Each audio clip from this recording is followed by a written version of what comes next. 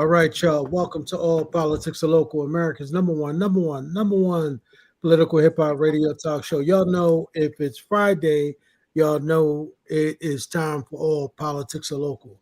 But more importantly, y'all know if it is the fourth Friday, y'all know it's time for the disciples. Of course, with your host, of course, our beloved brother Minister Abdul-Haqq Muhammad, our Councilwoman-At-Large, Reverend Roundtree, and then, of course, our sister, the First Lady, Balena Lee.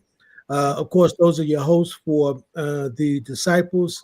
So tonight we're going to do a 2-hour special, which is going to be all the Disciples.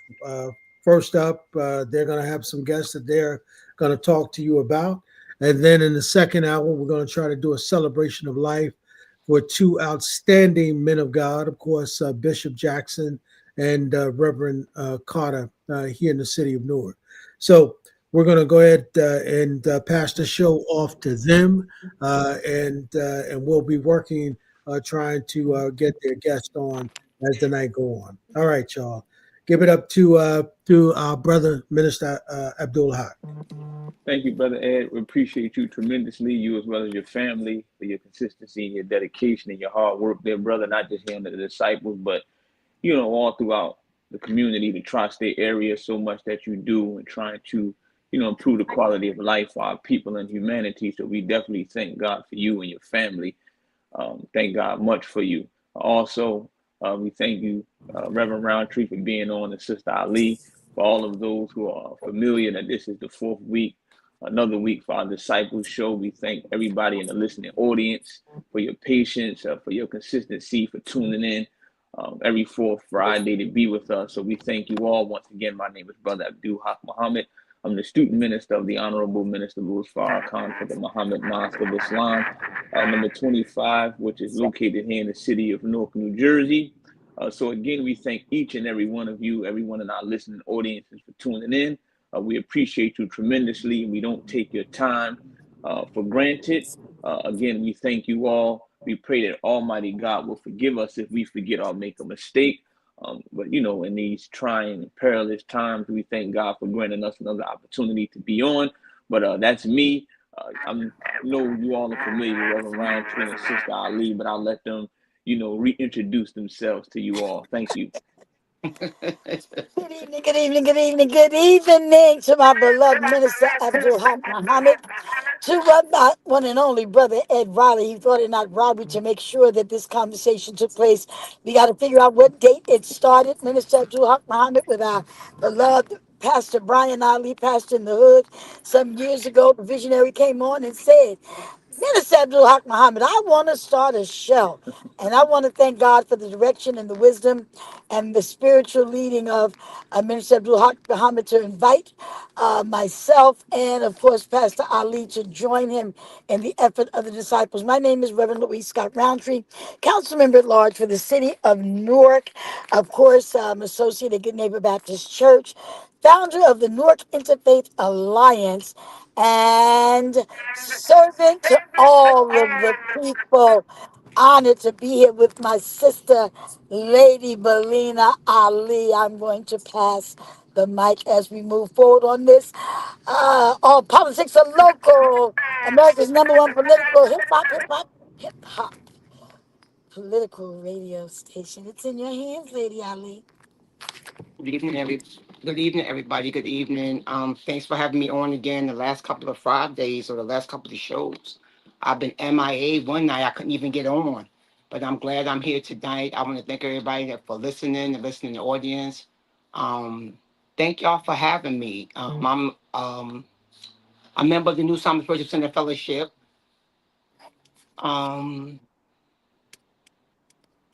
My husband was Dr. Bryant Rashid Ali, and I thank God in His remembrance that y'all allowed me to come on to be a disciple with you all. And I thank God for what God is doing in my life and how He is leading me to lead with the people and with my pastor Jalil Marrow. And I'm just glad to be here tonight. Thank you so much, Sister Ali. We appreciate you tremendously. and all that you Yes. have contributed to our show, even when Pastor Ali, may God be pleased with him, was here with us. He's still with us in spirit. He That's was right. always Amen. a staunch Amen. supporter, aider, and assister and helper. We appreciate you tremendously, and we're praying for you and your family, during this season with families are gathering. And we know that, definitely he's here with us in spirit, but it's nothing like having that physical being and present being with us. So we Amen. definitely keeping you in our prayers, True. and our well Thank you. wishes, you and your family. Definitely in the light of the news, as Brother Ed said, those two spiritual giants and illuminaries Yes. that we just lost. We know you Yes. definitely are an example and will be an example for their family members, and losing someone that has such a great and profound impact on the community. And brothers and sisters, again, we thank you for being with us here at the Disciple Show. We are men and women are striving to be men and women of God, so we strive to be responsible, uh, very equitable, very just, as we strive to take on and talk about some of these pressing issues that we are facing in this modern day and time. So we have scheduled to be with us tonight, Sister Amina Bay. Sister Amina Bay, she's no stranger to the citizens of Newark, New Jersey. We all know her mother, Amina Bay, a very, very profound, impactful woman in terms of activism and being a voice for the voiceless here in the city of Newark, New Jersey. And her daughter is cut from that same cloth. Their family history and roots run very deep in the city of Newark, New Jersey. Very, very deep. Very impactful. They had a very impactful organization, Women in Support of the Million Man March, where they acquired some very historical properties here in the city of Newark, New Jersey. Sister Amina Bay, as well as her mother, Frederica Bay, and their family, have been very, very impactful. They contributed a lot to the brothers and sisters here in Newark, New Jersey, in terms of the conscious awareness and just showing us our potential in terms of what we can do when we unite, when we are fearless, when we are courageous, and when we have faith in God. We know that their family was opposed. Their organization suffered a lot of opposition. Many were very adversarial to what it is that they wanted to do, but with their faith and trust in God and inspiration from the Honorable Minister Louis Farrakhan, the Main Man March, they were able to do that which some of us may have deemed impossible. So again, she's supposed to be with us tonight. I don't She know is. She should if be here. she should be here Let's hope shortly. be in 6. Six. So we're waiting for her, but we are so happy that she was victorious, that God blessed her with the victory, and the community supported her. We supported her. We're very thankful that God blessed her again. Her work speaks for itself. She's not someone that just popped up. She's been leading for a very long time, other areas in the city council, and before that, she's been around the movement. Brother Ed, I know you can speak to that, knowing her for as long as you've known her. Again, her pedagogy, is And one that many don't Minister Huck, get. Yes, I don't know ma'am. if you said that she's the first Muslim elected, and I Muslim. know, That's yeah, right. and I know it. We seen Rahman had brought it up, and Al Tariq had brought it up during their show that if so now it has happened. Hey, Lady Balena and Hey, how you doing? Councilwoman-At-Large and everybody, but that she Well, you is the just jumped first. right on in. Good evening, Yeah, I just Donna. because I don't You want done jumped in. I don't want to. Well, when they brought that to our attention, I was actually surprised because Newark is a big Muslim city, but I don't want us to gloss over that. Oh, Oh, don't worry. definitely. Well, if you done stole our thunder, you done came on to Disciples and broke into our conversation, didn't even introduce yourself, didn't give Minister Abdul-Haqq a chance for either one of us to say it when the sister got here. But we can say it over and over and over again because we wanted to Yeah, resonate. Somebody's got some feedback, and I don't know whether it's a I line think we all open. got a cue. Yeah, but the truth of the matter is that we want to say it so people will understand and get it, not just the Christian community, but for sure the Muslim community, because this is it is just like just like New York and other areas that are now embracing, whether some want them to or not, that we cannot just base things on the merit of religion. Right. That part. Right. It's Yeah. like when Barack Obama ran for president, and folks were saying, "Roundtree, I know we all voting because he's black." I said, "Whoa, hold on. What's the matter? He can't be black and qualified." I'm gonna always say that. It's the same when Raz Baraka ran for governor. When the mayor ran for governor, he can't be black and qualified. Let's not get it twisted. Thank God that in this time she's not on yet. I'm getting ready to text her and find out where she at. Because I told her 6, then I said 6:15. That's all between 6 and 6:15. We do introductions. But and I And I am was reaching like, out on the I was like, sidebar. On the sidebar, I am reaching out to Dr. Boyer, Brother Ed, Minister Abdul, and Lady Balena, because he had a very close relationship with Bishop Reginald Jackson. So I am reaching out. I talked to him earlier. I just want to see, can we confirm him coming on, because that was his mentor, and then a couple of people in reference to Pastor Joe Carter for our second portion. But the one person I'm getting ready to call right now is our sister and say, where you at? well, while you're calling her, I wanted to ask, when I said that, I wanted to ask Minister Hawk. So now she's the first in Newark. Is how many do I think there was a poster, and I think in New York that was the first elected Muslim mayor. How many elected Muslims have we seen with this election in November? Do you happen to know that? I don't have the actual Well, that facts would have on it. been I nice if seen you did the research. So you should have came on our show and told us. Sister Donna, we thank Mhm. you, but Reverend Roundtree, she's sticking to that Christian adage that's written in the scripture, that all things be done decently and in order. In She's order. sticking to Okay. that, and Yes, she ain't sir. letting up off you, sister. And I Yeah, I see, I see. see, I see our sister. I see our sister is here with us. Sister Mina, we could not Yes, give you the adequate introduction that you deserve. No, seriously, sister, because you didn't just pop up. You that's understand? right. You've been on the Right. scene of leadership for a very, very long time here in the city of That's Newark, New right. Jersey. You've done tremendous work, tremendous things, and this is just another realm or facet of your work. Your family history runs very deep in the city of Newark, New Jersey, as well as Reverend Roundtree. Newark is big, but it's small. So, we just was talking about you, and Sister Donna came in, and she ain't let us. It's the first Muslim. She told The us, and we was first, the gonna first, get the to first, it. the first, the first. We was gonna get to it, Sister Amina. We can't forget that. But Sister Donna brought that in, and we appreciate her contributions to our show and the disciples.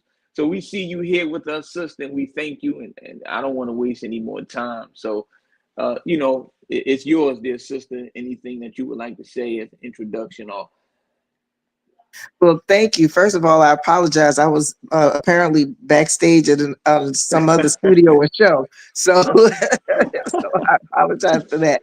But no, the first thing I want to do is just say thank you for the support. I've been on this. I call it my tour of gratitude. So I've been, going around, going back to people, because a lot of people say that people come and they ask for support and they ask for vote, and then they don't come back and say thank you. They don't come back and say, okay, how can we work together? They don't come back and say, what can we do? And so the first thing I want to do is show appreciation, because your vote is sacred. You didn't have to do it. You didn't have to vote for me. You didn't have to show up to events. You didn't have to fundraise. You didn't have to do any of those things. So first thing is to say thank you. The second thing is to just make sure that people know and understand that, like I said, when I was sworn in, that this moment is not lost on me to be the first Muslim elected to the Newark Municipal Council. That's huge. There's a very, very large Muslim population in the city of Newark. and it's really kind of gone unrecognized because the Muslims, we try to be, for the most part, is when it comes to politics, we've been kind of quiet, unassuming. We really don't get out. We don't do a whole lot of noise making, and just really quiet. But to try to energize that Muslim base that I've been blessed to have as being part of the Muslim community, they really came out and showed a lot of love and support, and I just appreciate it. I really, really do. It's been a blessing. It's been a very long journey, but it's been such a blessing. Yes, ma'am. Well, again, we are so happy for you and your family and all of those that supported you, your well-wishers, and even your detractors and those that have been adversarial and opposition. Because we know that opposition, we believe, is a gift that is ordained by God, and we can't really know who and what we are fully without that opposition or without those opponents, so we are very appreciative of you. Again, you are no stranger here to the Disciple Show. We thank you for your leadership. This is just another facet or aspect of the service that you have rendered so well for the citizens of New Jersey. I just want to ask you, how does it feel? You said the moment is not lost on you, but just how does it feel? Is there any pressure, in terms of quote unquote being the first Muslim elected? Is there any pressure? Are you feeling that pressure? It's not really pressure. I know it's a lot of responsibility. There's a lot of responsibility that comes along with being in any leadership position. But then when you have all that, the first this, the first that, one thing, and I want to say, and I can never, ever thank God enough for my sister and now my council colleague, and I love saying that, I sing it like the song, Reverend Louise Scott-Rountree, because from the beginning, she said, sis, make sure your skin is tough. People are going to come for you out of nowhere, and people who I believed, once upon a time we were family. I thought we were, good. Even people who, claimed to be Muslim, 1 minute they were fine, and the next minute they, decided that I was going to be an enemy. And so that's really been the hardest part. I know that there's distractors. I know that there's people that's, they, are anti-administration or whatever, and they lump me in it. That wasn't the part that bothered me. The challenge that I've had is trying to wrap my mind around how people can create a false narrative and make you an enemy when nothing has occurred. But I've come to the understanding that that's not my issue nor my problem. It's nothing that I can do about it and solve it. I have to concentrate on the work that's at hand and serve my community to the best of my ability. That's it. That's my focus. That's my job. And everything else, has to fall by the wayside because it's a hindrance, and it's just meant to distract me from the work and from the goal. And so it's not so much pressure, but definitely a heightened sense of responsibility that I know that I have. And to just try to, my goal in life is not to embarrass myself, my parents, or my community, period. And so long as I do that, I think I'm doing okay. Okay, yes, ma'am. I don't know if Reverend Roundtree, Sister Balena, if you have a question, or Sister Donna, I know you're here with us. I got another question, but hey, Sister Donna, give you all the opportunity to ask. Sister Donna or Reverend Roundtree, if you have any questions. Councilwoman Bay, how was your first meeting?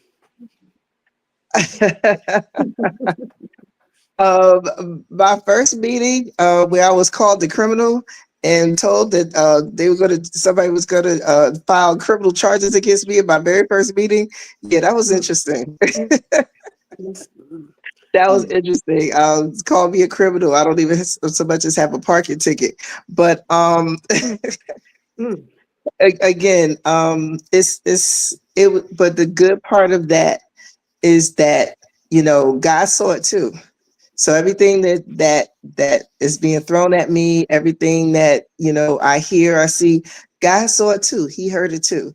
And so I don't have to worry about taking care of it. But we've met so many people who have, come to us. We've been starting to assist people. My team and I are very, front facing, very focused on the community. They're going to be at every council meeting. Something comes up regarding the Central Ward, we right on top of it. Let's meet with you. Let's talk solutions. Who do we need to call? Who do we need to contact? And it's really about just taking care of the community. And again, that's the focus. People have been very helpful, very supportive. Of course, you have a couple of people that just want to make noise and create political theater, but you give them their 15 minutes of fame. That's what they want. It's fine. No, we have a song in the Christian world said, "My good days outweigh my bad days." So Yeah. just focus on those good days, and Yes. the work is, before you, and you already know that because you've been doing the work. So you just are going to continue it in this venue. So we wish you Mhm. tremendous success, and Thank you. as you lean on, all of those who you get to network with and everything, I'm sure that you will continue to find more blessings in this new opportunity for you. Thank you. Thank you. Thank you. But we want to thank you, Donna, for your input and your well wishes to my colleague, my sister friend, the one and only Councilwoman of the Central Ward, Sister Amina Bay. We want to thank you for joining the disciples tonight, because I know sometimes we infiltrate your, well, I know I do, because Minister Abdul-Haqq came on off the line, Y'all 7 let o'clock, he people start gone. off tonight. Okay. Okay. 7 o'clock, he be gone. But I normally hang around with Sister Donna. Sister Donna live tonight, but you're not going to take up the whole show. Not tonight. Minister Abdul-Haqq Muhammad is the minister for the you, nation, you not representing my you not true letting Donna minister, off the the hook Honorable tonight. Minister Louis Farrakhan. Yes, yes, yes, yes, yes. I think he just celebrated something too. Didn't he just have an anniversary and mother just had a birthday? Am I right, Sister Yeah, Amina? that's right. Yes, ma'am. Yes, So we want ma'am. to wish them a happy anniversary and date of her birth. Never could we have imagined a seed out of the nation, because they say, with the Muslims, we say that God is the best of planners. Never did we know, but God knew. Allah is the best of planners, knew that we would be on All Politics Are Local tonight, celebrating Mm, Allah for the victory of our own Sister Amina Bay, seed of the one and only Mother Frederica Bay. Yes, Lord have mercy. And let's not leave our brother Bay. Let's not, may his soul rest in power, because she Yeah. didn't do it by herself. But God Yeah. knows.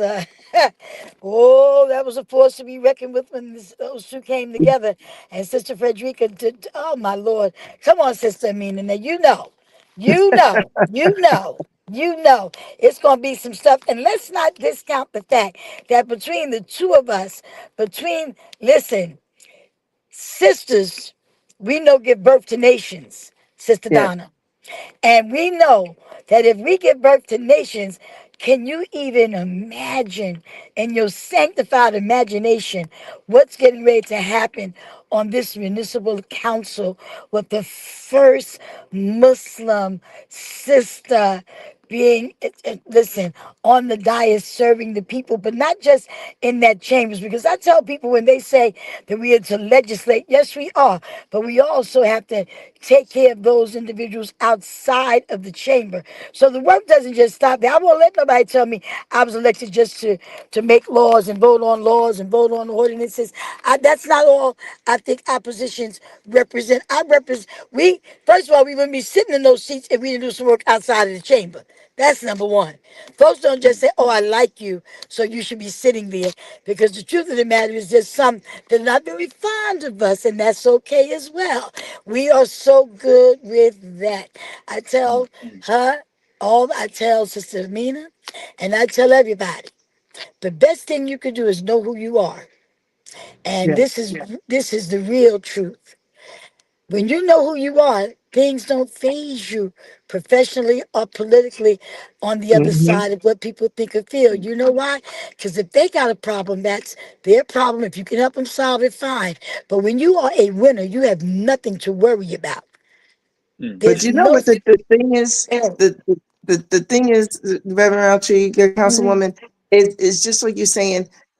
It's the people, and that's the thing that folks forget about because they Mhm. want to yell and scream about so many things. But our community, people in the community every day, they want to be seen and heard, and they want to know that somebody is advocating for them, that someone Yes. is Yes. saying, you know, hey, Yes. you know, Miss Yes. Jones on such and such number street, you know, she called about the lights out. They called That's about right. some illegal That's right. dumping.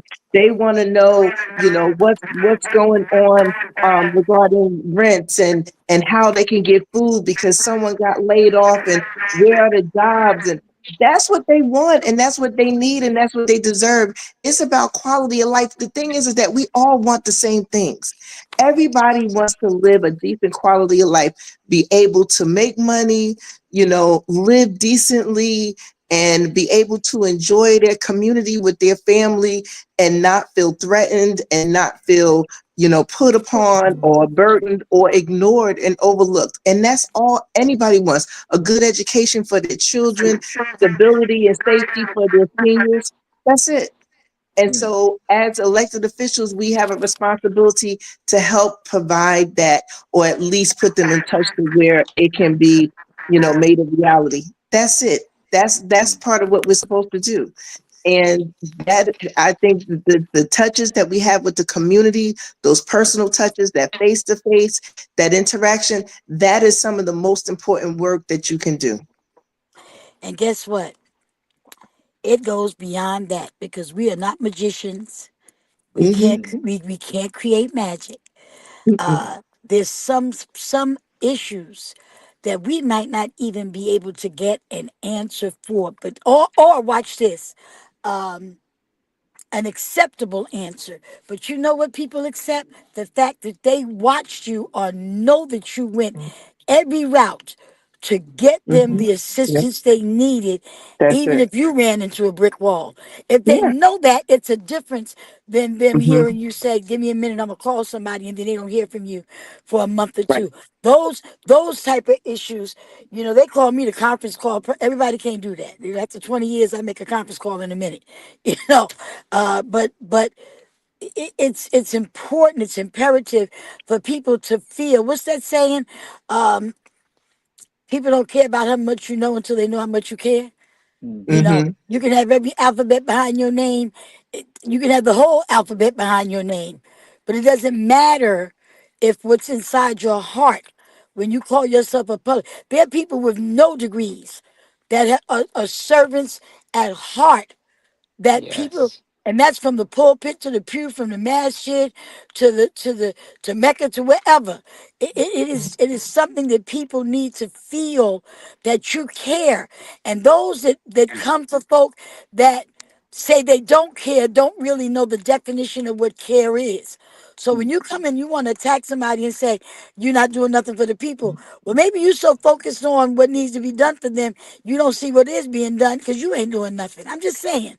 But and that can be a case. People so busy critiquing your movement, critiquing your actions, have so much to say about how you should do a thing.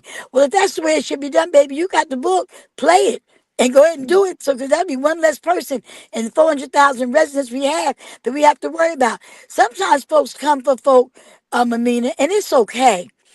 And you know what? I always say, out of all of the residents in the city of Newark, it's only 8 of us. It's only 8. And yes, we all have our responsibilities and our assignment. But the worst thing a person can do is have all the information on how to fix a thing, but ain't fixing nothing. mm. That's it. Yeah. I'm done. Yes, ma'am.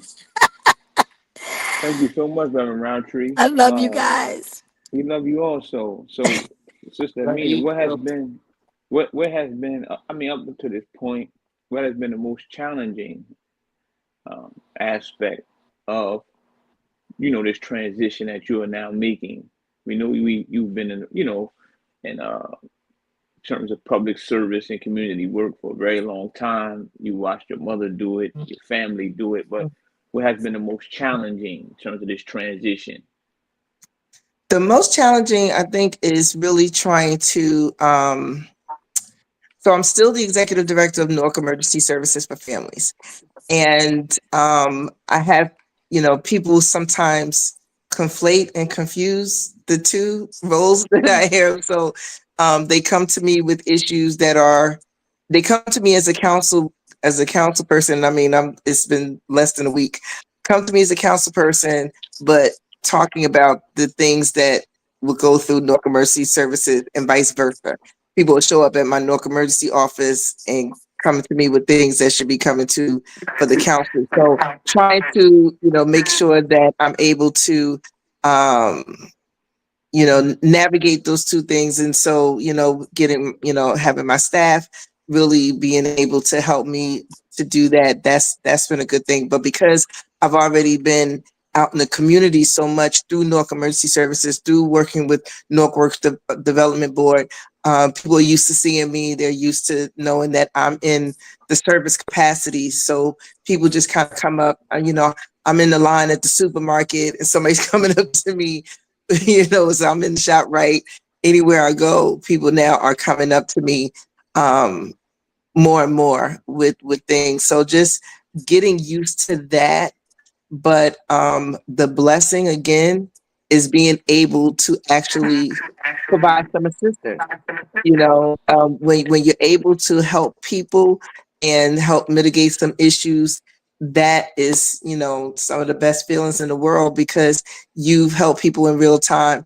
And it's something that's what the work is supposed to be about. It's not about somebody trying to amass personal power or doing things for personal gain, or, trying to, create some type of economic opportunity for themselves. Because some people do that, when they try to get in office. But you're able to move people's lives forward. Like I said before, I was a kid, on welfare when my parents, split up. And my mother tells the story all the time, so I'm not telling tales out of school. We were on welfare for a while. We were on Section 8. I know what it's like to be that kid sitting with your mother at the welfare office, sitting with your mother at the unemployment office, watching her worry, trying to figure out how she's going to make ends meet, working 2 and 3 jobs at the same time, but still never missing a PTA meeting. So I watched that in real time. And so that's what made me want to be an advocate in social service and public service, to make sure that no one gets treated the way my mother was treated, the way I saw my mother being treated, as if she was less than because she was temporarily in need. And then also to help make it easier for our people to get what they need and move their lives forward. It shouldn't be difficult. We have all of the resources in the world. So we have the opportunity to help people and we shouldn't make it difficult, create more obstacles for people. We should make it easier for them. So that's what I try to do. Yes, ma'am. I don't know, Reverend Roundtree, or Sister Donna, if you have another question, or Sister Ali, if you have a question or a comment. But I know it's I want to 6. tell her congratulations. Okay, Congratulations. And your transparency is impeccable. And stay true to this thing, because you're definitely not new to it. Yes, ma'am. Yes, Sister absolutely. Donna, do you have another question? Because I got one more in terms of like a closing. No, I think Councilwoman, you're onto a good start. People coming up to you in the shop, right? That means that they see something in you that you are like, there's my council person. And then I want to get a shout out to all of our everybody watching.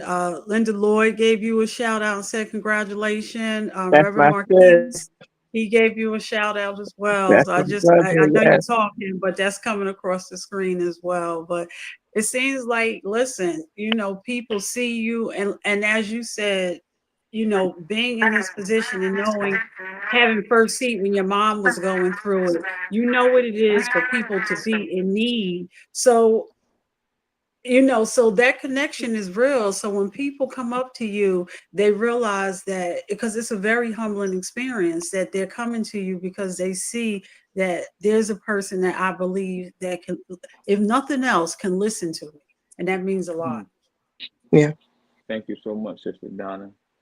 So Sister Amina, as we get ready to close, what is it that you want the citizens, particularly of the Central Ward, to know?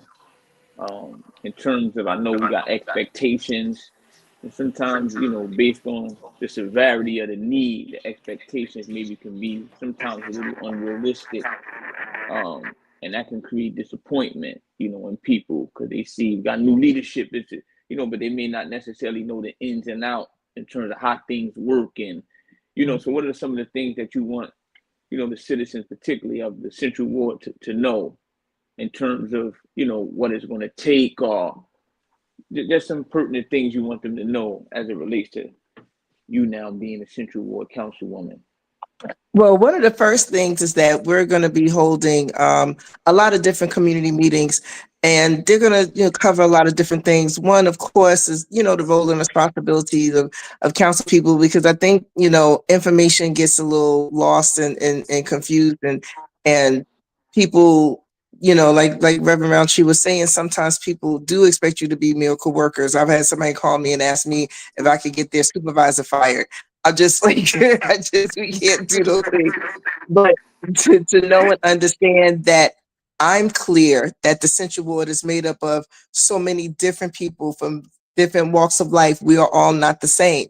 And so what is needed, downtown Newark is different than what's needed on Springfield Avenue, and it's different on Urban Turner as it is in, on different streets. And so having these conversations to find out what the specific needs are and issues are in the different neighborhoods, and not treating it like a one size fits all, because it's not, and because there's been a void for so long. 18 months is a long time to go without representation. And so things have piled up. And it's just because that's just the way the system was, and the process, that's what it took. And so now we have a lot of catching up to do. So, we just want to make sure that the residents know that we're accessible, we're responsive, we're coming to you. We don't expect you to come to us. You can come to us, we are open, but we're coming to you. We're coming back to these businesses. We're coming back to the neighborhoods. We're coming back to the buildings. We're coming back to the blocks to make sure that we hear from you and address the issues one by one, block by block, to make sure that the Central Ward residents, business owners, stakeholders know and understand that they have a true advocate in City Hall, and that's Amina Bay. Thank you so much, dear sister. It's 6:42. I know we're supposed to have the first lady of the city scheduled to come on. So I thank you so much, sister, for being with us. I don't know if there's anyone else that want to ask any questions or give any congratulatory remarks to our sister, Sister Donna, Reverend Rountree. I'm not sure. Brother Ed is still on. If there's anyone else that wants to, Thank you. I just wanted to congratulate say or thank any you. questions. Thank you all. Just thank you for allowing me to be here and have these moments. Thank you, Brother Minister, Brother Ed. But thank you all, Sister Donna, everyone. Thank you. And we appreciate you, We Sister love you, Amina. and thank you for joining us on the Disciples tonight. The All Politics and Local, America's political number one hip hop show. We thank you and we love you, and I'm glad that I got you, and I'm glad God sent you. And we have our first lady coming on to talk about Winter Wonderland, but we kicked off our show with the winner, the one and only wonderful sister Amina Bay, and we're grateful. Any closing remarks, Sister Amina, before we move on? Is First Lady on? Does anybody see First Lady in the back? I don't see her as of yet. You don't We see it as definitely of yet? we definitely want to have Sister But Amina back on, maybe in a few months, as Oh, she yeah. Give us begins an to oh update. yes, into right the full We definitely, just transition. got an update from our technical. We have a couple more minutes to our next guest. Okay, Well, she yes, was yes, supposed to ma'am. be on at 6:30. We're Right. running a little behind. well, just So So to can I? just to say that, once you're waiting on First Lady, I plan on joining our First Lady tomorrow at the Newark Winter Village. Yes. She does phenomenal work making sure that she brings these wonderful activities to community Our first lady is one that is involved. She is caring. She is an entrepreneur. She is forward thinking. And I am so proud of her and the work that she's been doing. And we need to make sure that we bring our families out to support, to come out to Newark Winter Village and Mulberry Commons, right here in the heart of the Central Ward. Come downtown and bring the families and just come and just celebrate. Newark is alive with so many activities, and there's so much that's going on. Yes. And that's wonderful and that's uplifting. And we need to not let anyone paint this negative narrative about our city. Because if it was so terrible, people wouldn't be trying to do so much in it. They wouldn't be trying to take so much of it. We need to make sure that we protect our city. We Yes. protect our city. We protect the brand, the narrative, all of it. And Councilwoman Bay, I don't know if you've seen, Dashay said congratulations, but she also said that people should reach out to you and invite you to their next tenant meet. There we go, block or tenant meeting. Absolutely, and that's what we're saying. I went to Juma today, and I saw a sister. She invited me. She lives at 440, Washington Street. They want me to come to their next tennis meeting. Invite us to the tennis meeting. Yes. You can still reach us at www.Amina Bay for council. You can just email me at amina@aminabay.org. And we will come to your tenant. And you got a meeting, phone number called 973-733. Is it still 5870? I don't know. Yes, yes, it is. I haven't committed that one to memory yet, but yes, that's the 5870-733-5870. That's the council office. We will come to your tennis meeting, your block association meeting.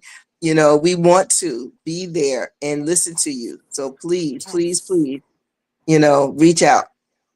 Thank you so much, Sister Amina. Good We evening, appreciate you Dashay. How you tremendously. doing, Linda? All you guys that have joined us today to hear the one and only Sister Amina Bay, Councilwoman of the Central Ward.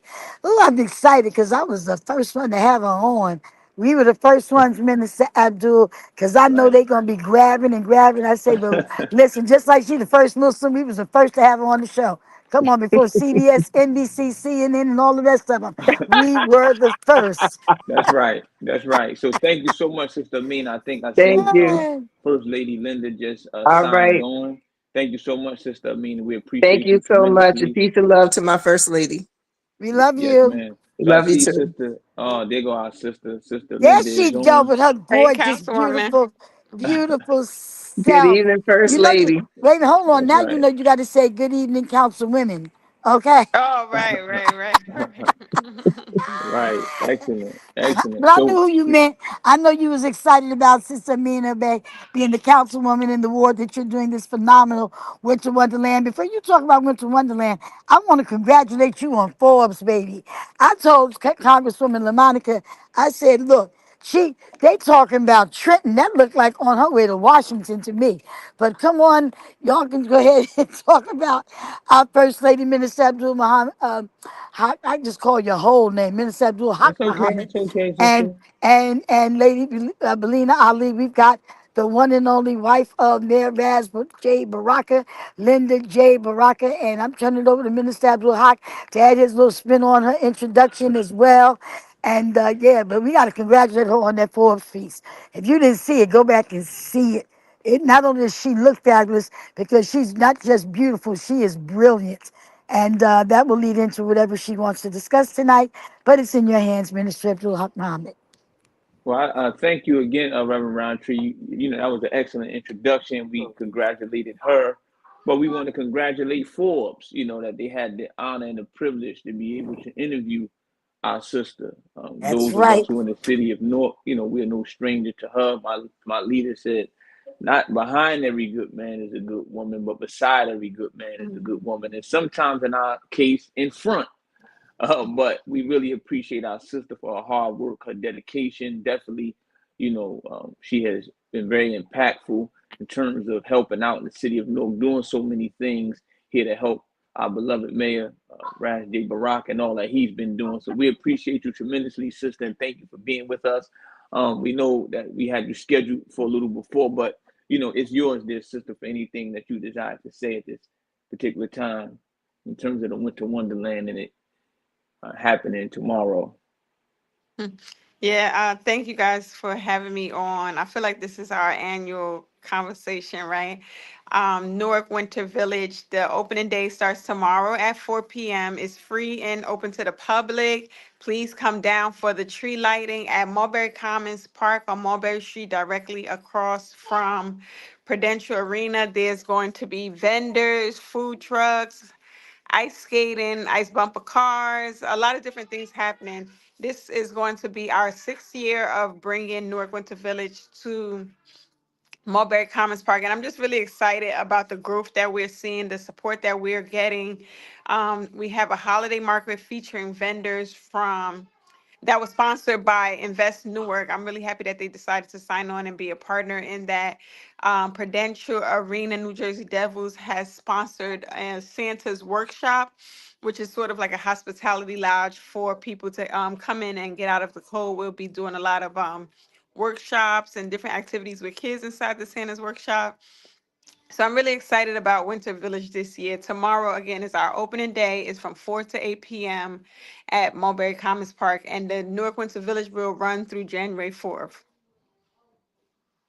Yes, And our ma'am. Thank you Christmas so tree much. lighting is tomorrow at 4. Is that correct? I didn't hear you. I'm sorry. The Christmas tree lighting is Oh, tomorrow at 4 absolutely. p.m. Absolutely. So part of it is the Christmas tree lighting. That's a kickoff. Yeah. Yes, ma'am. So, Sister Baraka, if I can ask a question, what has been the difference, I guess, this year since years prior? Like, what has been Yeah. the difference? Have you seen a tremendous difference in terms of participation and Yeah, absolutely. I think that this year we're hoping that it's even bigger and better than it's been in the years prior. We always get a good amount of people to come down, but this year we're hoping to grow it even more. One of the big things that I'm really proud about is the different partners that have signed on to participate. Again, like I said, Invest Newark, they are presenting the holiday marketplace. And so we'll get to see handmade items, gift items from some small businesses based out of the city of Newark that they work directly with, and vendors across New Jersey who want to participate in Newark Winter Village.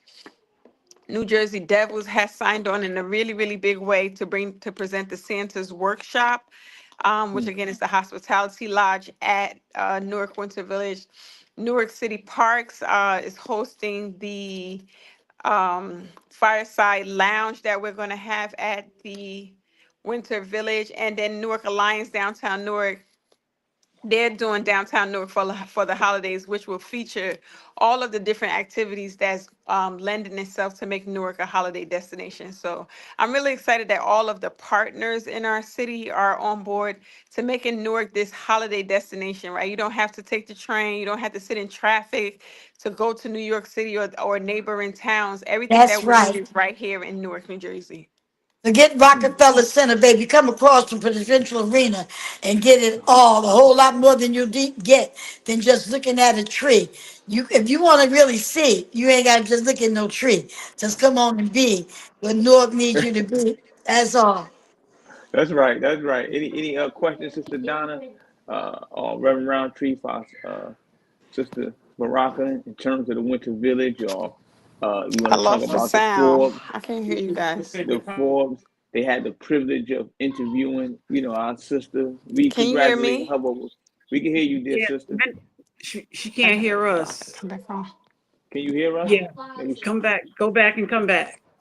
yeah, maybe she got to sign out and Yeah, sign go back back in. and come back. Yeah. Okay, so she Yeah, that's signed what's out. happening. Yeah. Yeah, and when she come back, what I want to say in terms of Sister Amina and the victory that I'm seeing, Sister Ali, yourself, Reverend Roundtree, Sister Donna. Things don't happen in a vacuum, and I just know that a lot of work has been done.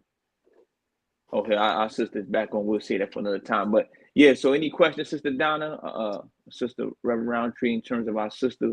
We seen what she You said. She can, want to thank all of the partners. New Jersey Devils, and all of the other partners that have signed on to make this even bigger and even better than it has been in the previous years. So, any other? I have No, another question if y'all don't have one. no, I was just gonna say why you don't have to get on the train to come to New York. It is accessible to use all transportation to get to you right here in Newark, correct?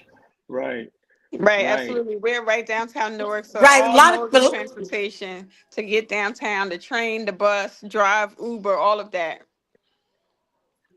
Well, can I ask, sister, what was it like, being interviewed by Forbes in terms of, I guess, do you think that contributed to the interest as it relates to those that have come on to invest, or did they invest prior? Do you think that has contributed, or is that Forbes coming to interview you a sign and a signal of how big it is getting in terms of from the previous years? I think in terms of our sponsors, they had definitely signed on prior to this Forbes interview. I think a lot of people believe in what we're doing in the city of Newark. They believe in Mayor Baraka's vision for the city of Newark. And so they see Newark Winter Village as just an extension of us trying to change the narrative around the city of Newark. Like I mentioned in the article, for a long time, Newark has had a bad rap, right? Like people are still thinking of Newark in the 90s, and we've progressed so much since then. And so the article just lends itself to help us spread the good news that we all know our city to be, and other people need to just get on board. Mm, yes, ma'am. Any other comments or questions surrounding this? yes, not surrounding the Winter Wonderland. Y'all got to know I'm moving, right? We know that, sister. You hear all that noise in the background? I can't. I take all politics and locally everywhere, everywhere. We have been to churches, masjids, meetings, community events. They're honoring tonight Brother Tom Finch. He is very instrumental in bringing the Universal Circus to the city of Newark. He's being inducted into the East Orange Hall of Fame. And because we have a mayor, first lady, and all of you, we're universal. We're not just local. So that's where I am sitting in a hallway on the air tonight. But in reference to our leading lady, who is doing a magnificent job, a phenomenal job, knowing her place, being a mother, being a wife, and at the same time showing young women that you can do more while raising your children and taking care of your man and still have your own identity. The Afro Beats Festival is under her belt. And that's legacy, because if we go back and really know what's going on, knew what went on in history, we will know that her father was an intricate part. There's some people that did some of these things, but I am thankful that Linda Juma Baraka is carrying on in the 2025 era, a millennial of doing the things to carry on some of the most wonderful events. Now, the Winter Wonderland was her baby. I can't give nobody credit for none of that. Now I look around and everybody trying to do a Winter Wonderland. They ain't having no little fashion shows. This Winter Wonderland. Everybody using the theme Winter Wonderland, but can nobody do it? Nobody has done it, and nobody will do it the way it's being done here in the city of Newark. And at the same time, while they're doing the Winter Wonderland here, when we talk about transportation, we will get on the bus, we will get on the train, go to New York and walk around in all of that cold in the city of New York, when we have it right here in Newark, New Jersey, with our 400,000 residents having access to the little bumper cars. I think it's the little bumper cars that I tried to get in and was, yeah, and the ice skating. I tried all of that. And I'm going to be there on Saturday, leading Lady Baraka, the leading lady, the female face of our city. Let me ask you a question, First Lady Baraka. What is the most exciting part of the Winter Wonderland event for you? I think definitely getting to see the young people, the families, the couples. In the past, we've had engagements on the ice. But for me, getting our young people introduced to ice Yes. skating here in the city of Newark We're right across from Prudential Arena, one of the highest grossing arenas on the East Coast, where the New Jersey Devils call home and the New York Sirens call home. And so I think it's only right that we introduce our young kids in the city of Newark to ice skating as a potential career in their future, right? They can come home and play right for the New Jersey Devils because they learned how to ice skate at Newark Winter Village. And so that's what I think about most. That is phenomenal. And I knew for some reason, why did I think that that's what we would say? That to see the faces, to see the opportunities that these young children can come to Newark, that the young people can, right here in the city of Newark, the ice skating, just the beauty of the, not the holiday, just the beauty that the city can offer during the season. They don't have to sit home. They can come right on outside and come right on downtown, take Market Street all the way down, come across Mulberry Street, and be at one of the most spectacular holiday events and activities that could possibly be happening on the East Coast. And we have who we have to thank for it? The wonderful, beautiful wife of our own mayor, Baraka, the lovely and beautiful Linda Juma Baraka. Thank you so much. And then again, like I say, I would really hope that our families in the city of Newark take advantage of the ice skating that we have. It's $10. It's one of the lowest price experiences in the area. And again, if you think about it, right, like we have the New Jersey Devils arena right across the street from us. And so we should begin to introduce our kids to ice skating as a potential career. When I think about the New Jersey Devils, I don't see so many faces that look like me, but yet it's right here in my city. And so if our kids can get introduced to ice skating even as a hobby, as a career, as something that you take on as an extracurricular activity, we should begin to expose our children to everything and anything. Okay. And First Lady, Awesome! did I hear you say you making romance happen down there too? Oh, absolutely. Engagements We on have ice? literally had so many Okay. engagements on the ice. It's actually so beautiful. It It's so is. beautiful to see like the families that come and support the engagements, date nights, right? Like even if you don't have kids, it's still a cute date night for yourself. Get your We've little had people igloo. come and do like single solo dates there. It's Winter Village is really, really beautiful. Beautiful. If you haven't had the opportunity to see it in person, I would definitely suggest you come to opening night just to see what it looks like, even if you decide not to skate. But if you're scared to actually put on skates, that's why we have the bumper cars, right? And so bumper Yes. cars allows you to sit down and still experience the beauty of it all. Which So leads First us Lady, into I our see that next. y'all doing a lot of movies down in Newark. I can see a holiday movie around the Winter Village soon come. Sure, I think Okay. that's like where we should go with it next, right? I love that idea. Somebody knock on Soon come. Netflix That's and right. what is the movie studio that they're building in the South for with NJ Pack? Is it Lionsgate and all of them? Right. Okay. Let them know they have another That's potential right. space to shoot. Okay. Well, thank All you right. guys so much. I know you Thank guys you. have so Thank Listen, much to you. listen, talk listen. about. Wait a minute. Now we have coming up. While we have our first lady on, we put back in the women's meetings. So I want to close with making sure that on December 8th, that we're inviting all the ladies to our, well, this isn't our third, this is probably our 33rd, but since first lady started with the business and the entrepreneurial and development platform for our ladies, she decided we would come together on December 8th and do a women's gathering from 6 to 7:30. So we're inviting you all to the William Mobile Ashby Community Center, 695 Bergen Street, where our leading lady, of course, is the leading lady for the city of Newark. We have two phenomenal speakers coming, and there'll be gifts for all the ladies. Another phenomenal initiative being spearheaded by our First Lady. So we look forward to seeing you Saturday, November 29th at Winter Village in Mulberry Commons.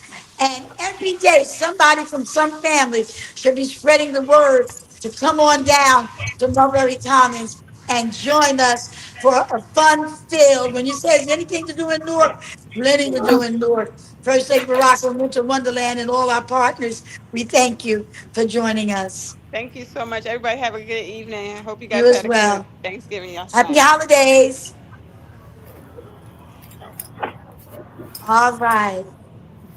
So now it's 7:04, and we're moving into, where's Minister Abdul-Haqq Muhammad? Where are you?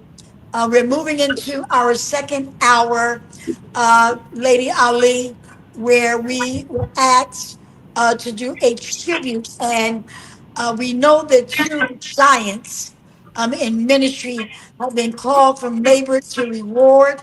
The one and only Bishop Reginald Jackson and the and Mildred Companies to say honorable is a characteristic. The Honorable Bishop Reginald Jackson and the Honorable Pastor Joe Albert Carter have been called from labor to reward, two individuals who have birthed so many sons and daughters.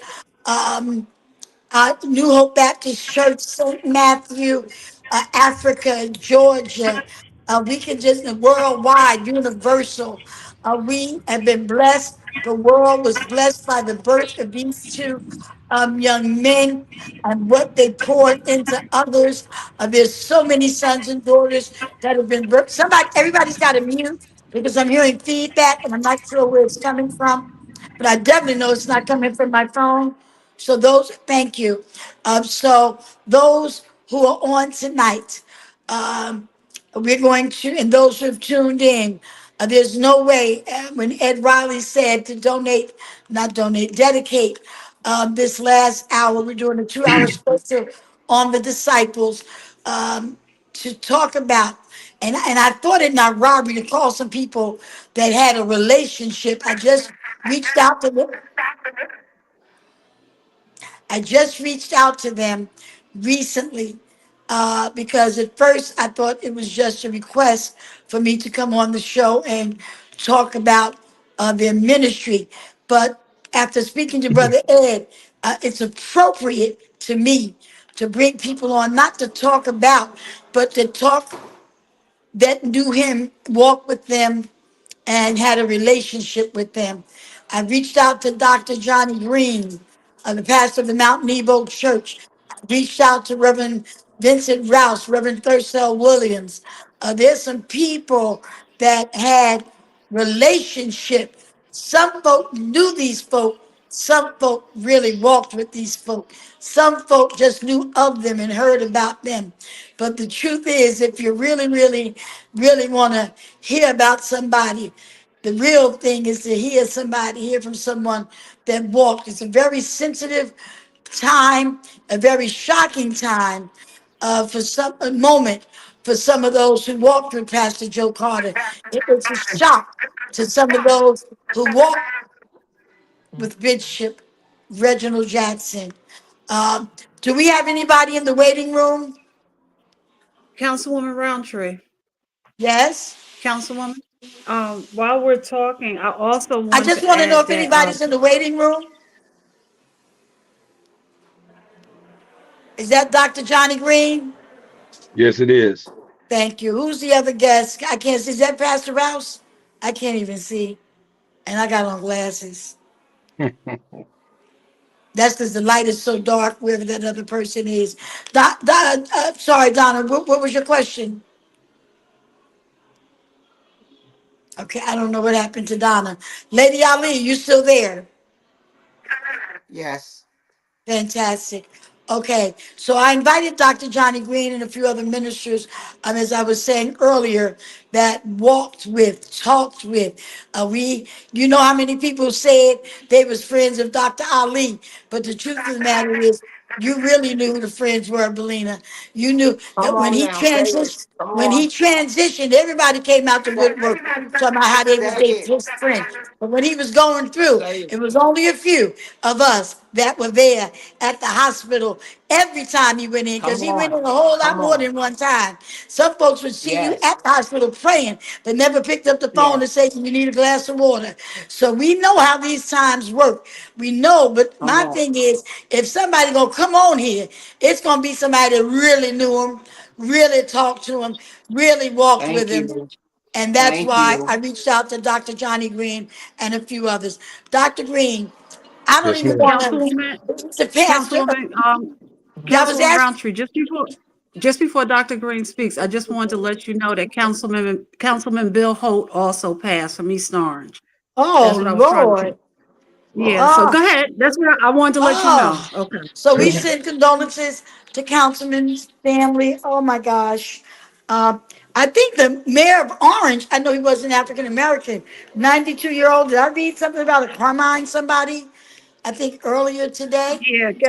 Yeah, Councilman Carmine passed several years ago. But if Oh, in this current conversation, it would be appropriate to talk about Councilman Holt and Donnie, and I'm sure Dr. Green knew Councilman Holt, and as we said, Bishop Jackson as well. So I just wanted to let you know so that we don't leave well, this anybody is out. Dr. Johnny Green, pastor of the Mount Nebo. Mount Nebo. Now I could read a whole bio on this great man of God who is now pastoring in Harlem, but really pastors New York, New Jersey, and a whole lot of other places. But I'm going to turn it over to you, Dr. Green, to just give us a little background on you. And as we dedicate this program to the memory and the legacy, Donna, can you mute?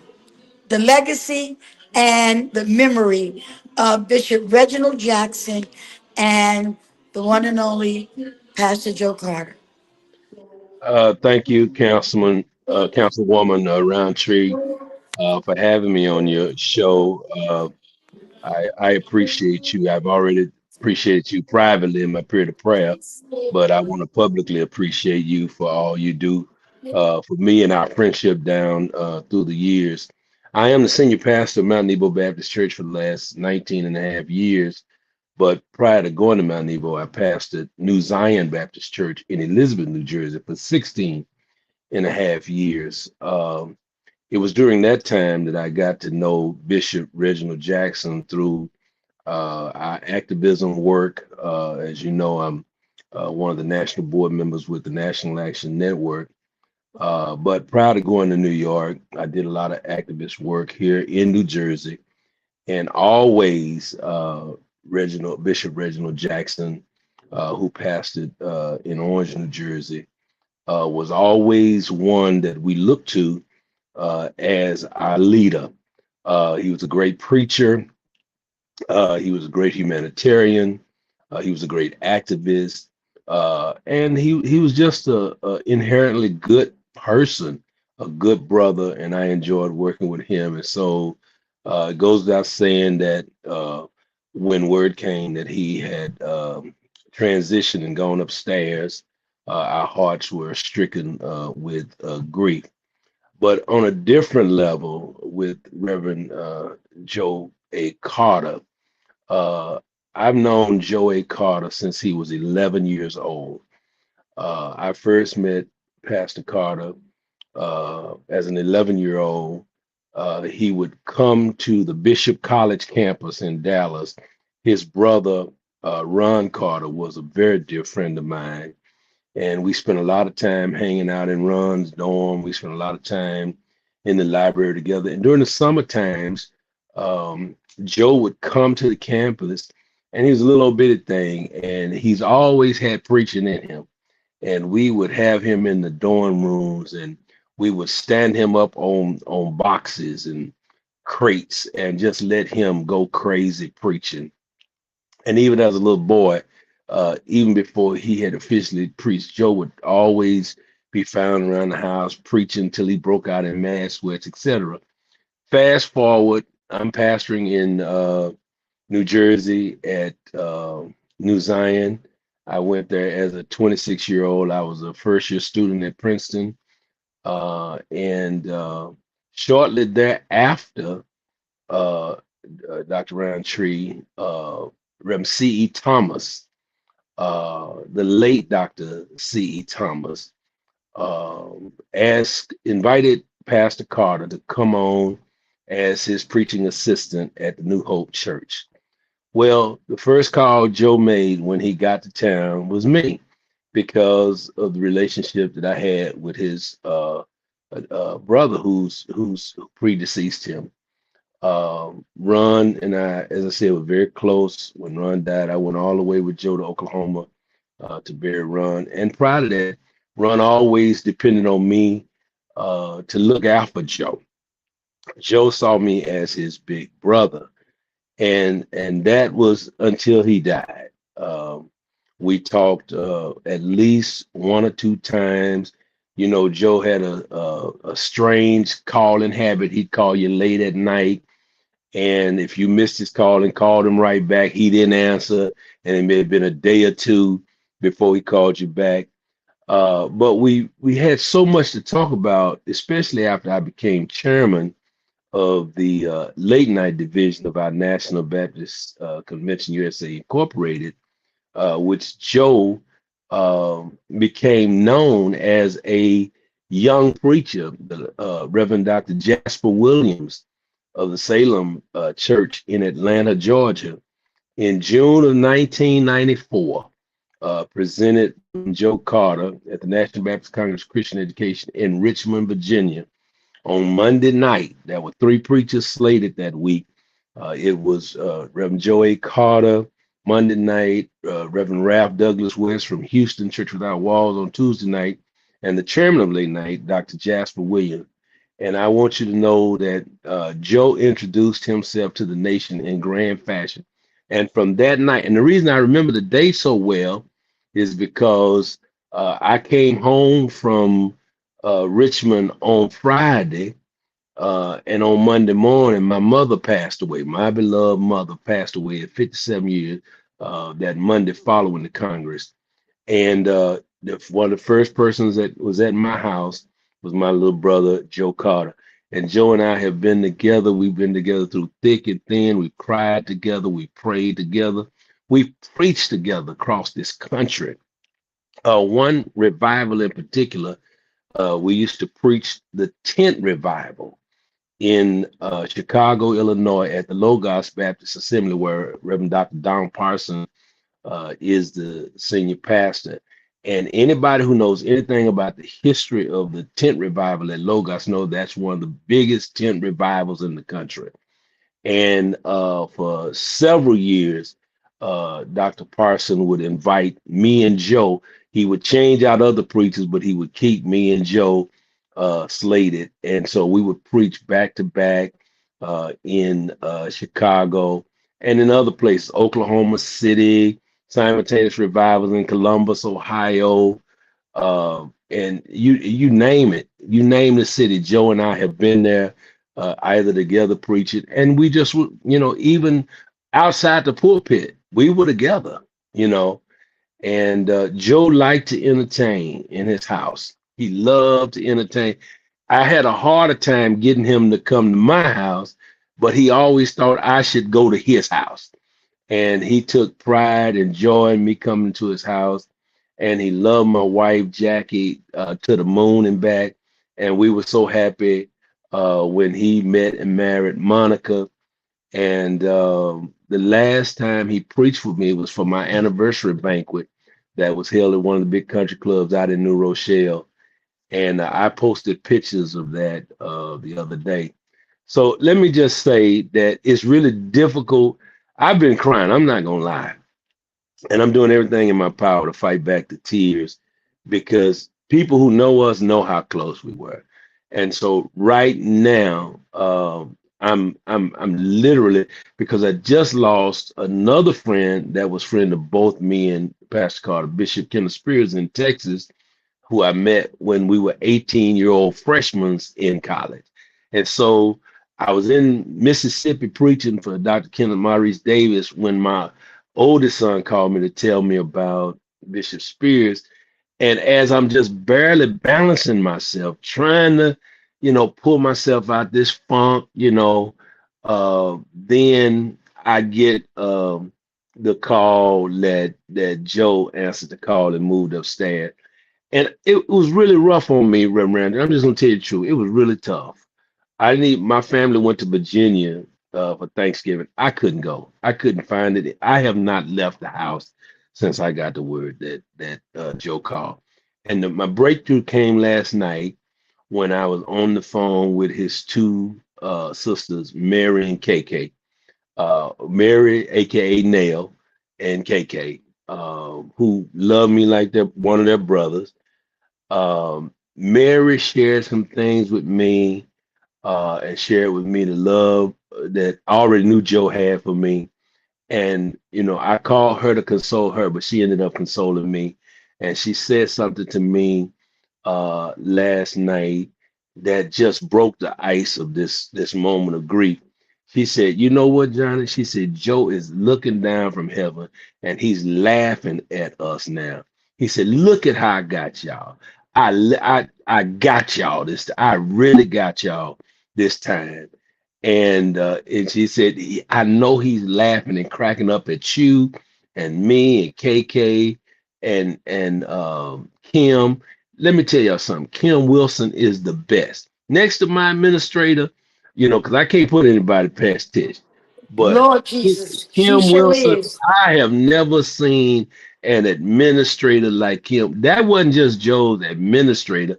That was That's right. another one of Joe's sisters and his best friend and confidant. And his covering. And That's he and right. you never know, and Monica didn't feel threatened by Kim because it wasn't that kind of party. And Monica loves Kim and loves Kim just as equally as Joe did. She loves Monica. And so I'm just thankful. I'm thankful Joe didn't suffer. Yeah. We know that he had some battles with health here recently. But I'm just glad that he didn't suffer. There was no long, extenuating circumstance of suffering. Circumstances. The Lord took him, and I'm thankful for that. Yes. Our loss is heaven's gain. Thank you, Rev, for letting me talk about my friend. I really am grateful. I do this show once a month. We've been on now for I don't know how many years, 9 years. Every Awesome. fourth, every fourth Friday. People ask me why don't I promote? Why don't I tell folk? You know, I'm going to start. I really miss our co-host, Minister Abdul-Haqq Muhammad, which is a representative of the Honorable Louis Farrakhan. Councilwoman, he's here. Councilwoman, he's Who? I, here. yeah, I got back Count. on Reverend Oh no, Roundtree. okay. Well, I'm Okay. telling the story. Yeah, I'm I'm gonna traveling say, like you, Reverend Roundtree. Minister But like Abdul-Haq that, Muhammad, myself, and Lady Ali. Lady Ali being the wife of the one Donald. That's got to be you. Can you mute, baby? The Lady Balena Ali, which is the wife of Brian Rashid Ali, which you knew him too, Dr. Yes, I Green. did. Yes, I And did. so he was our third co-host. And just watch this. There was folks vying for the position to be with me and Minister Abdul-Haq Muhammad to fill that space. Well, we didn't think nobody could have been done it better than his wife. Nobody was going to argue with that. Nobody, Wow. nobody was Awesome. going to say, well, why his wife? They might have said about anybody else. So we hurried up and sealed that deal. And she's on tonight. Minister Abdul-Haq Awesome. Muhammad, you had your relationship with Pastor Joe Carter as well when he did the Muslim Christian Basketball League. And he also was housed in New Hope for a minute with the nation. So to hear Pastor Johnny Green talk about all of, listen, that's somebody who really, really, really, really knew him. Do you want to talk to Dr. Green, Lady Ali, and Minister Abdullah Muhammad?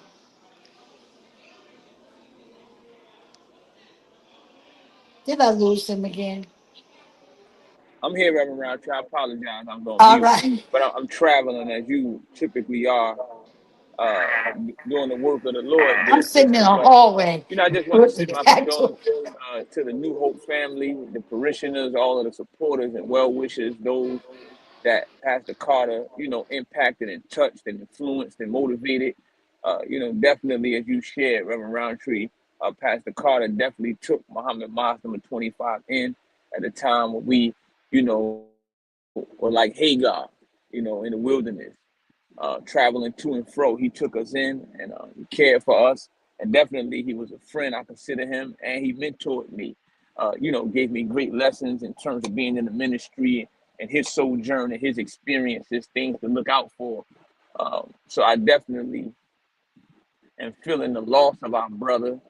But I was reminded by my leader and teacher, the Honorable Minister Louis Farrakhan, of the book of Job, the first chapter, the 21st verse, where it talks about naked I came, from my mother's womb.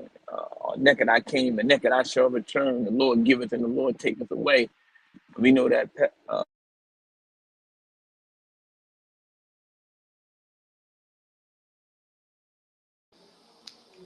So while he's coming in and out, talking about Kim. Sacrificed life, I do emotionally, spiritually, for the citizens of North New Jersey. So I thank God much for his life. I thank God much for his ministry. I'm praying again for his wife and for his family, and for all of those that he positively impacted and influenced. And I know that God definitely is great, and Reverend Carter was his servant, and he sought to call him back home. So I just wanted to say that, Reverend Roundtree, to all of our listeners, and praying that God will lift the burden of sorrow from our hearts as we grapple, with this loss.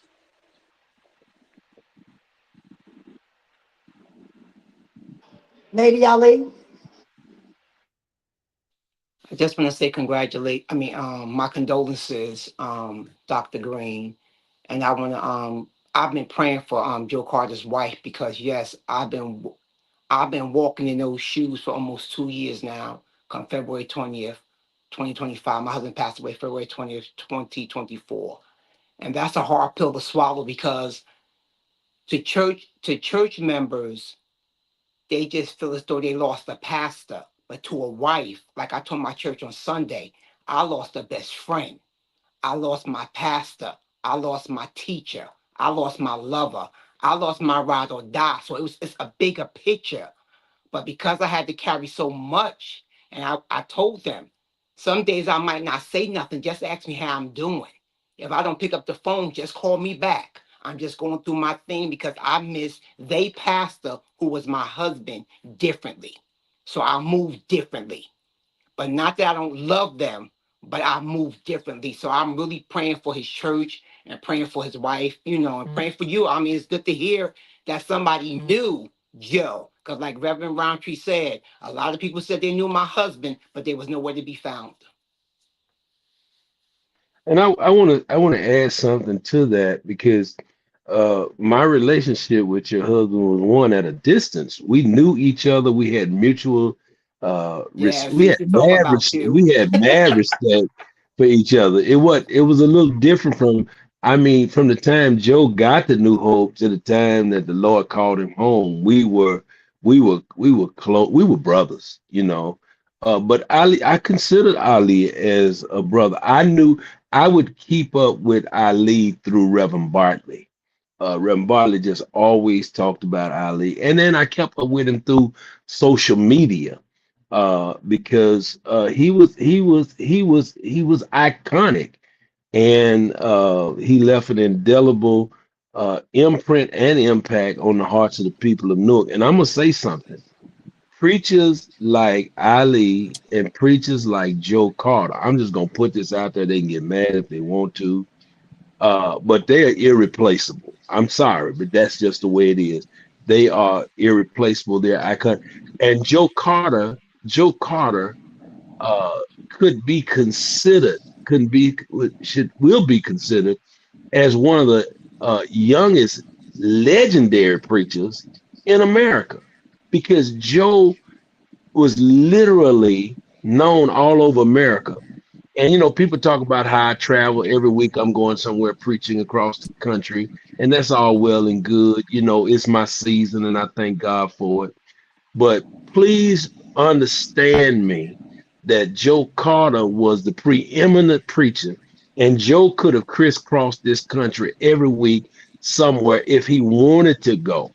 Joe got to a point where he just didn't want to go. He just burned out. He was tired. He had started so young, and he was crisscrossing. And then if you knew Joe, Joe didn't ride airplanes. Now I'll get on a plane in a minute. Joe would get on Amtrak, or he would literally get in the car.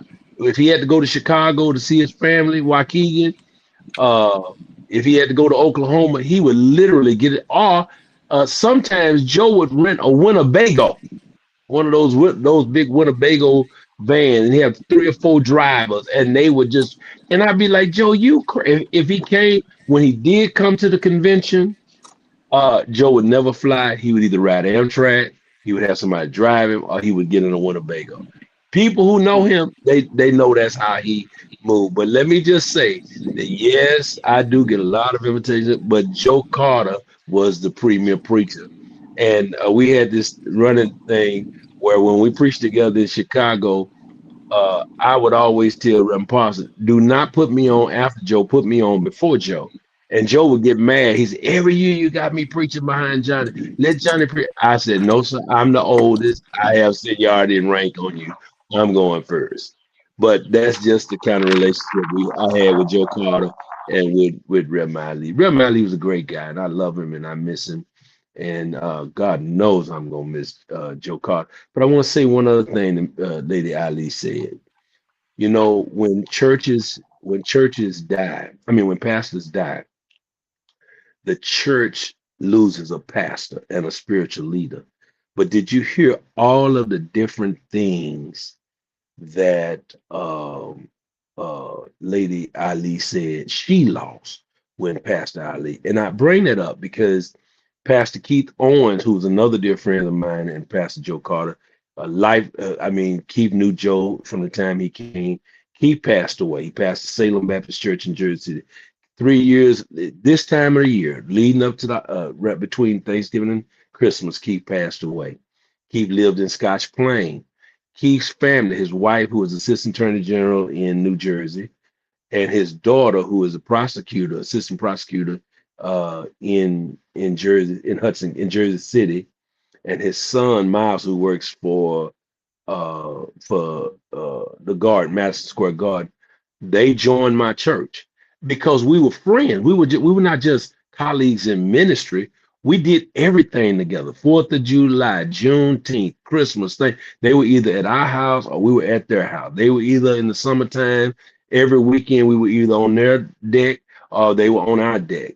And so his wife and children joined Mount Nebo, and they drive from Scotch Plains to Harlem every Sunday. Miss Cheryl Graham, who's the widow of the late Dr. Isaac Graham, Macedonia Baptist Church, she joined Mount Nebo. I said, "Oh Lord, we're gonna have a church full of widow pastors' wives." But they do that because they know they can get ministered to. They know that my wife is going to treat them right, and they know that our church is going to embrace them. And I believe in sticking by my fallen comrades' family, because one day I'm not going to be here. Somebody said, Green, there was a young preacher, I'm not going to call his name, but Reverend Roundtree, you know this to be so. I was instrumental in him getting Christian love, and he messed it up. I'm just going to put that out there like it was. It was a total disappointment, but I took that boy like he was a son. I felt bad because he lost his father when he was young. And I always say that I want somebody to treat, even though my sons are grown and independent, I want people to treat my kids, because what happens That's is when right. people die, when the pastor died, people forget the pastor's family. That's And right. they'll treat them lovely while the pastor's That's alive. right. But when that preacher dies, listen, It's they move over. on, It's they move over. on, they forget about his wife, they forget about, The I don't care how father, many years of the service. ministry. Yeah, You know who said that? Reverend T-Bow, God rest his soul. When he yeah. first came to Good Neighbor, somebody got on the was putting flyers on churches, I mean on cars. And the guy didn't know that Reverend T-Bow was a new pastor. He was a friend of my father's, he was a friend of my mother's. His name was Jenkins Holman. He used to do quartet stuff. He used to have a radio show. I mean, not radio show, record shop, Jenkins Holman. And he said, do you know who I am? And T-Bow said, no, tell me. But when T-Bow got in the pulpit, he let him slide, talk to him, let him know he was a pastor and to ask for permission. But T-Bow in his sermon that Sunday said, I ran into someone in the park, and I never mentioned his name or any of that. He said, and the man asked me, do you know who I am? He said, it doesn't matter at some point who people are. He said, because I dare you to die. He said, I just dare you to die. I dare you to And it die. won't be long before whoever you were they forget. I That's can't right. hear And, Ron. and that's based on really who is carrying on. Like Jalil Marrow, who's now the pastor of New Psalmist, is carrying on the legacy in his own right. He's not Pastor Brian Rashid Ali, but the First Lady respects him. That they have, he respects her. The ministry is going forward, regardless of what the people think or feel.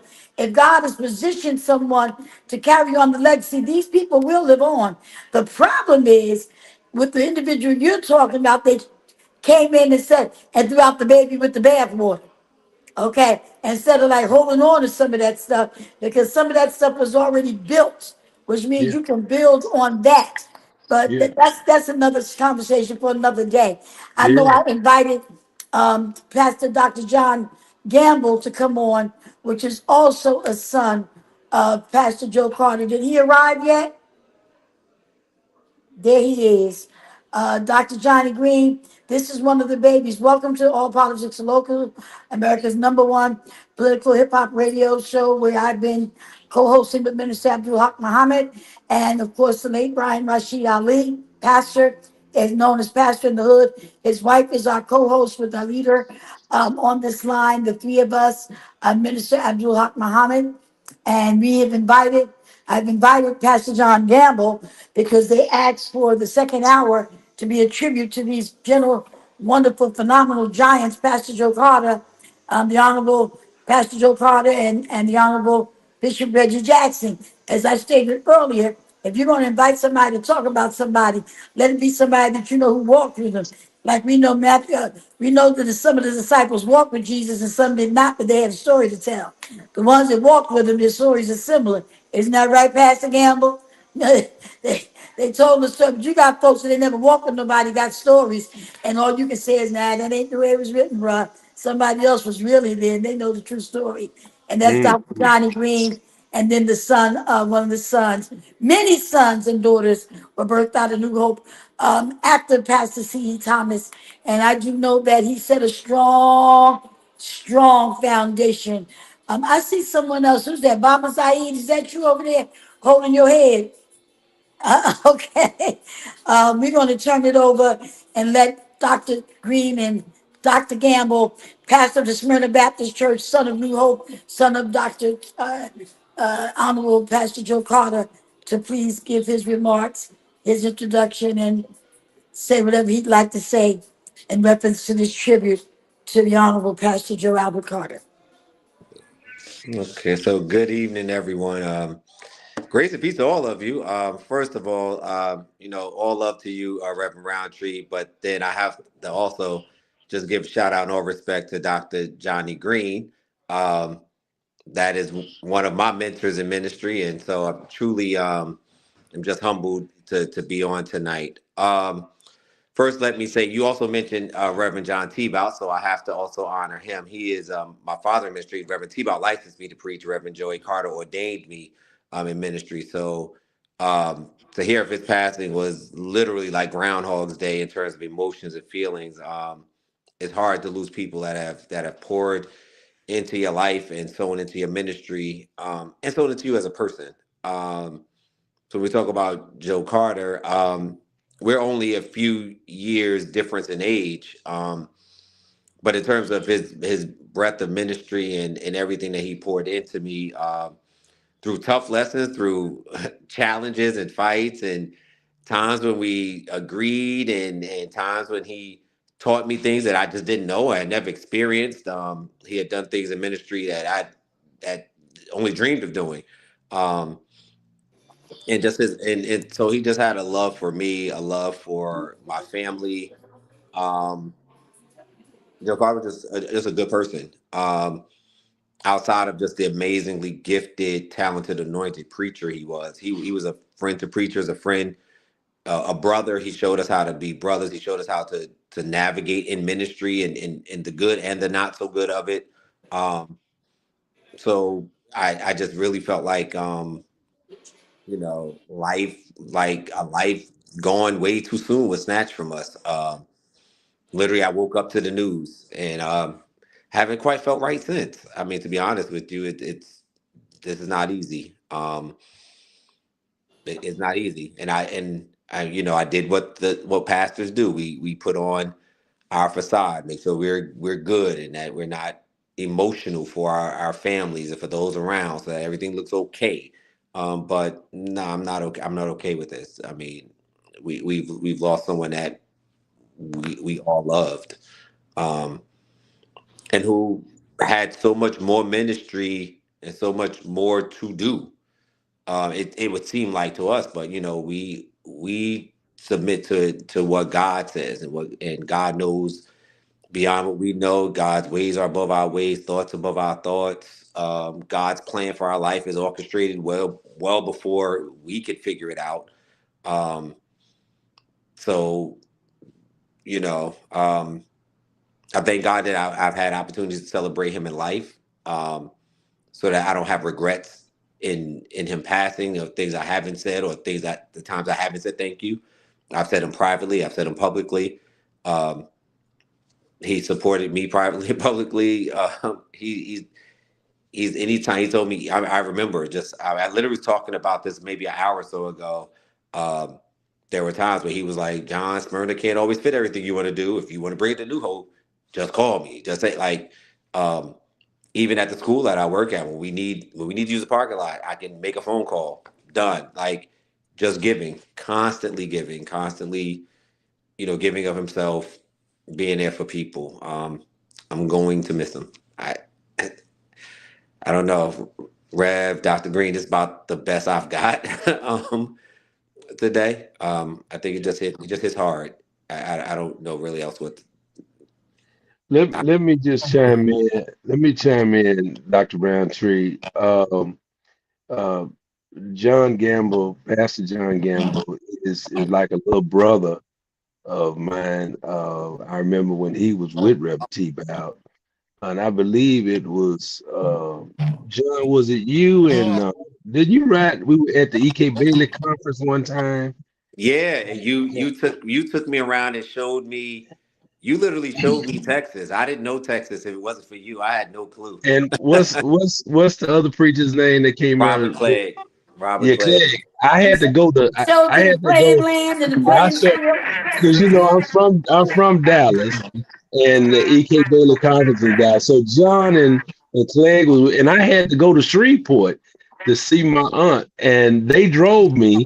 They rode with me to Shreveport, but I took them with me because I wanted them to drive. And they got a chance to not only see Dallas, but they got a chance to see some of the historical churches in Shreveport, where some of the great pastors in our convention have pastored, and they got to eat at the Freeman and Harris soul food restaurant. We had a great day there. I'll never forget that. Yeah, But yeah. Pastor Gamble mentioned something about Reverend Carter. I want to say this. Joe Carter was a preacher's preacher. Everybody's not a preacher's preacher. You know, there's some preachers who are just good at their own church. They do well, but you That's take them right. outside of that environment, they flop.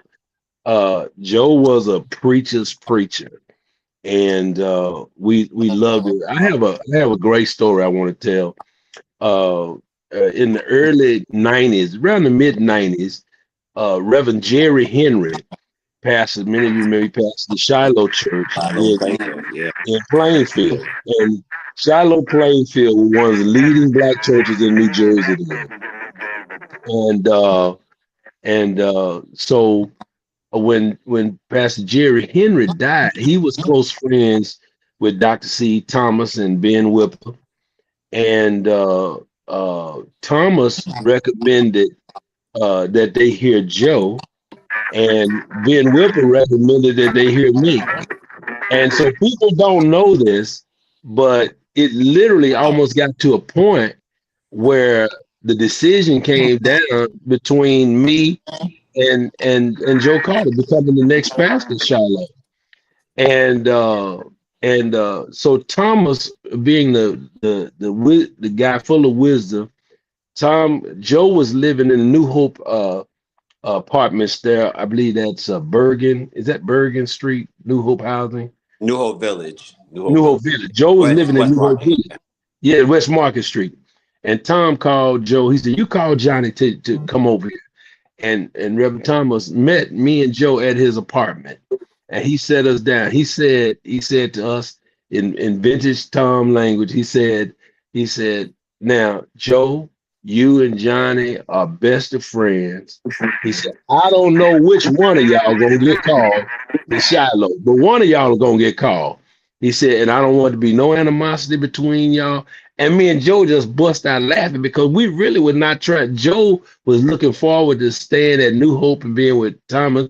And I was having a wonderful ministry at New Zion at the time. They just literally asked me to come preaching when I went to preach.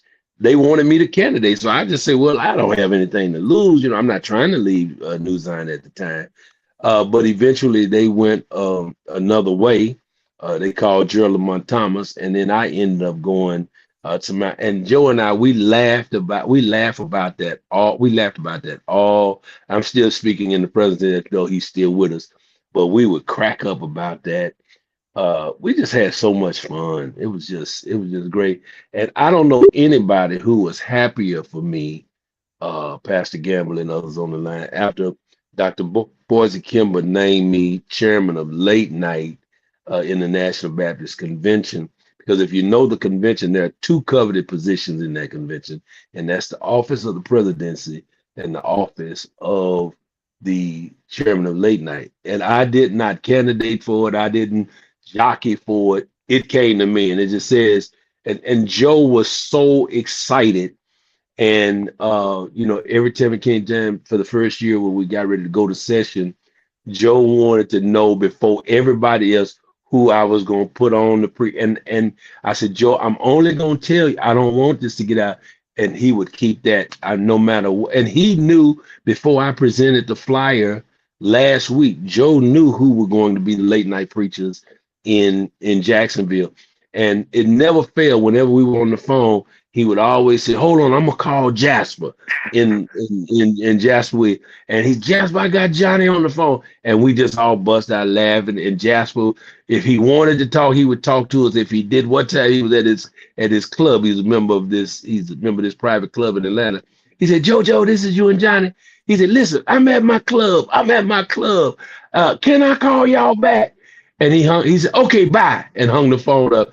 And me and Joe would just crack up because Jasper, we both look up to Jasper, and Jasper is honored that I'm walking in, not in his shoes, not in his footsteps, but in his legacy as chairman of late night. Yes. But that's because of my brother Joe Carter, the support that he gave me and the love that he showed me.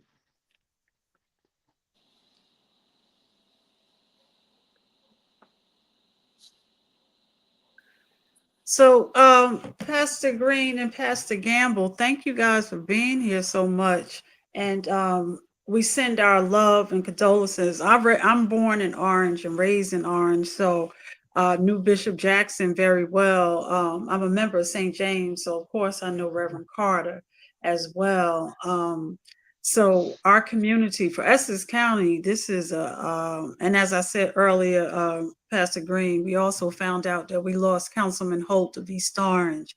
Yeah. So this is Essex County is mourning. Essex, and how about the state is mourning, the country is mourning. When Pastor Joe Carter, when they got the word, Donna, when people just thought they were calling all night long. When I tell you, Dr. Green and the mayor and some other folk that was calling my phone, at least one of them. Yeah. And they were, because nobody, and watch this, one of the persons that called me knew, because they got a call from someone that had to be telling the truth. But it was such a shock that I don't think nobody wanted to believe it was real news. They didn't want to believe it. I said to one of the people when we talked about 2:00 in the morning, I said, if that person called you, did you think, that it was the truth? Yeah. That it was a fact. Ain't nobody calling with no fake news like that. I remember when Reverend Ron passed. Somebody called me a year before he passed, about 6:00 in the morning, and said, I heard Reverend Ron is sick. And did he pass? And I called Fletcher. Fletcher said, no, I just talked to him. But a year later, I got the same call. Yeah. When I got the same call, it was true. Because when I called Fletcher, he was crazy. That's why I knew. Because no, and I didn't, if I did know, what people have to understand, Dr. Green, is I'm not channel 12 and I'm not channel 7. I'm not in blood related to Dr. Carter, nor was I a actual disciple. Can you close that door, ma'am? Thank you. I'm sorry. Um, I'm actually literally sitting in the hallway of an event. uh, but yeah, so it would not be my privilege to give someone's personal, private information of something so delicate and sensitive just to say I knew or didn't know. Either way, and I pray that post that you put, with Bishop Jackson, you didn't see nobody put nothing because didn't nobody know nothing until the official announcement went up. Right, right. But Let here me, we are, and we just gotta know, gotta say something, gotta be the first to notify, not knowing who in the world this man was connected to has even been notified yet. yes, yeah. I want to say something about Bishop Reginald Jackson. A lot of people don't understand that even though we are a different denominational affiliation, we preach the same gospel. Yeah, And Bishop Reginald Jackson is not only iconic and legendary and revered in the AME church, he is well revered and respected by Black Baptists across this that's country. right. Reverend Al Sharpton had mad respect for Reginald because Reginald could be equivalent to a freedom fighter. He wasn't scared. Not at all. I met Reginald Jackson in Trenton, New Jersey. I was with Reverend Calvin McKinney, who was a dear friend of Pastor Reginald Jackson. Calvin and Reginald were the leaders. Reginald led the AME, and Calvin McKinney led the General Baptist. And him and Greg Jackson, Calvin said, I want you to meet me in Trenton, New Jersey. We got a big event going on. We're going to have to do some protesting. And that was around 1992. And that was my first introduction to Bishop Reginald Jackson. Then when he became bishop, they required that the bishops go to Africa. And I saw Reggie and I said, I told him, I said, Reggie, I said, what is New Jersey gonna do without you? That's Because right. New Jersey lost is Africa's game, and they have to go. It's mandatory. And Reggie did his time in Africa, and he came back. And then, like Dr. William Wiley, who was my preaching professor at Princeton, I think Reggie was reassigned to the Episcopal district that covers Georgia. So, his impact is global. New Jersey is not just reeling, but Georgia's reeling. The nation is reeling. Essex County, man, and you mentioned Ron Christian. And Rev, you know how close I was to Ron. They called me, Ron, and Barley the Three Amigos because my child care center that I own, Agape Children's Academy, it was organized in Christian love. I bought the daycare from Franklin Greenaway. Now And that's going then back some years too. that Because is I going remember back to, Franklin Greenaway from Hopewell. yeah. So Greenaway had retired and the church was basically dead. Yep. And I carried the daycare. We paid all the bills. People don't know this. And so they wonder, how did I have so much influence with Ron and with Christian Love?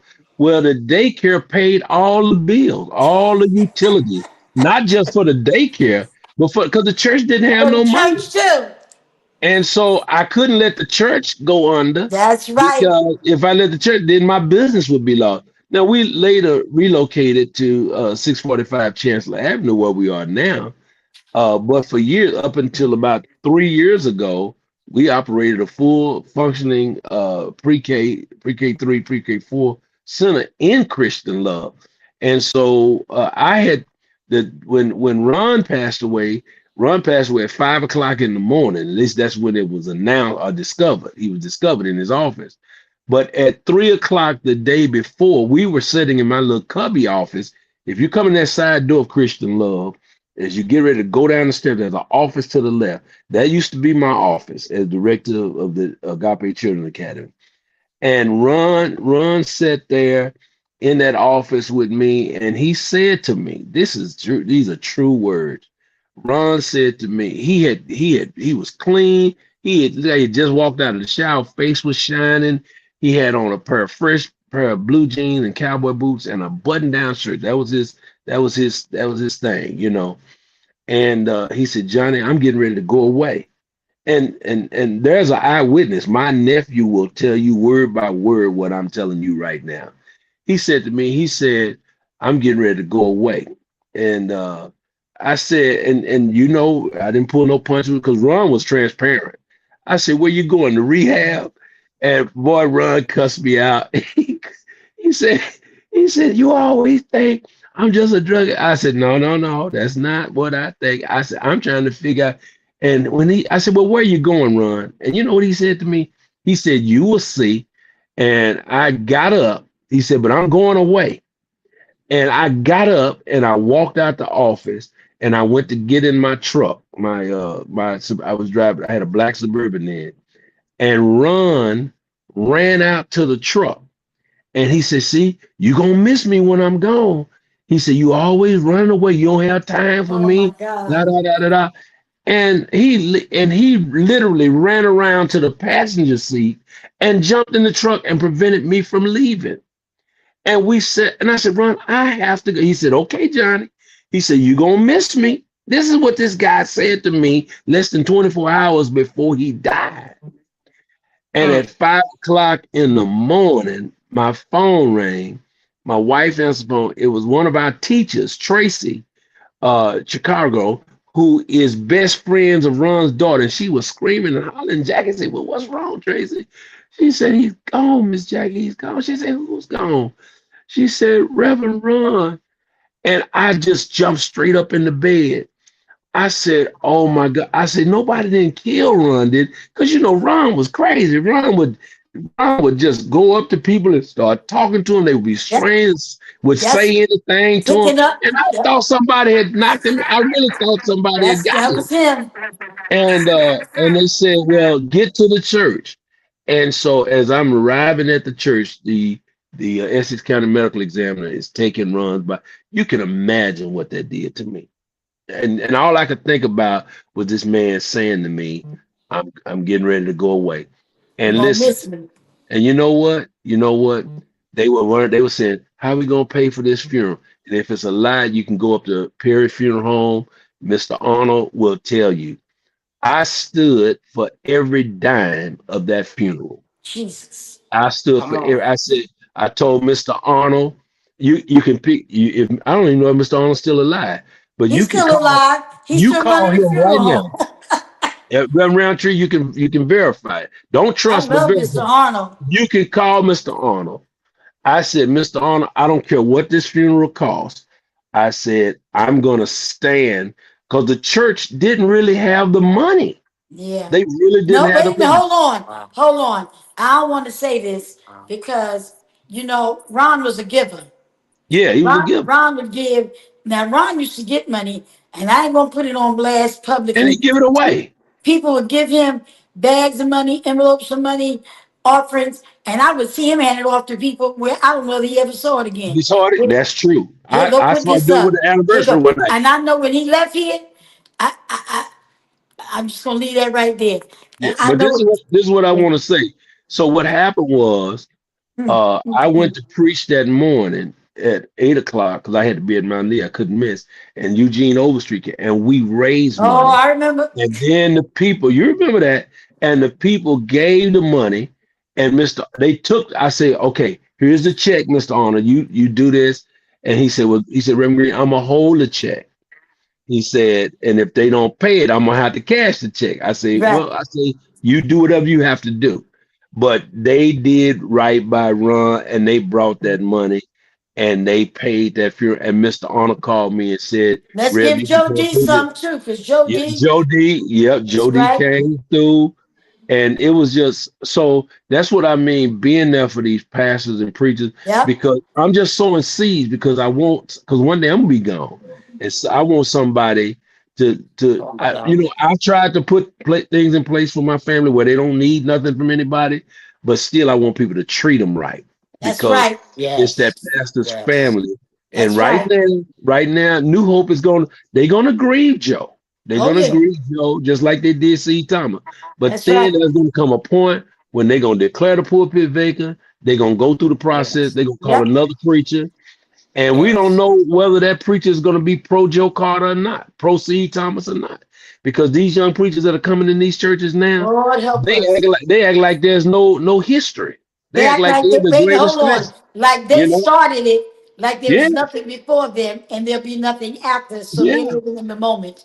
yeah. Um, and that, let me tell you something. I think about these elder statesmen, and Joe was really 50. Pastor the Honorable Joe Carter was 55 years, but in that 55 years, you could almost put 110, because when you Yeah. look at someone like Dr. E.T. Bird, who has about 10 sons running around this city, not Lance, Tyrone Senator, Patrick Council, Feature, Johnny Caldwell. When you look at all of these, you look at some of the other pastors that have left children, John Tebow, Henry Clay. I don't want to start calling names, but I know one thing for so certain.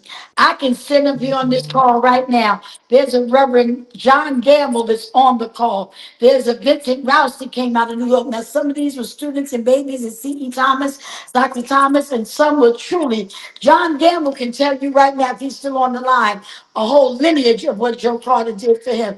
Are you Yeah. still there? Because you posted on Facebook. You might as well tell But the people everything. so Councilwoman, we're gonna have to have Pastor Donna, Gamble and Pastor Green let me back because finish what I'm we doing. Because okay. let me finish what I'm doing.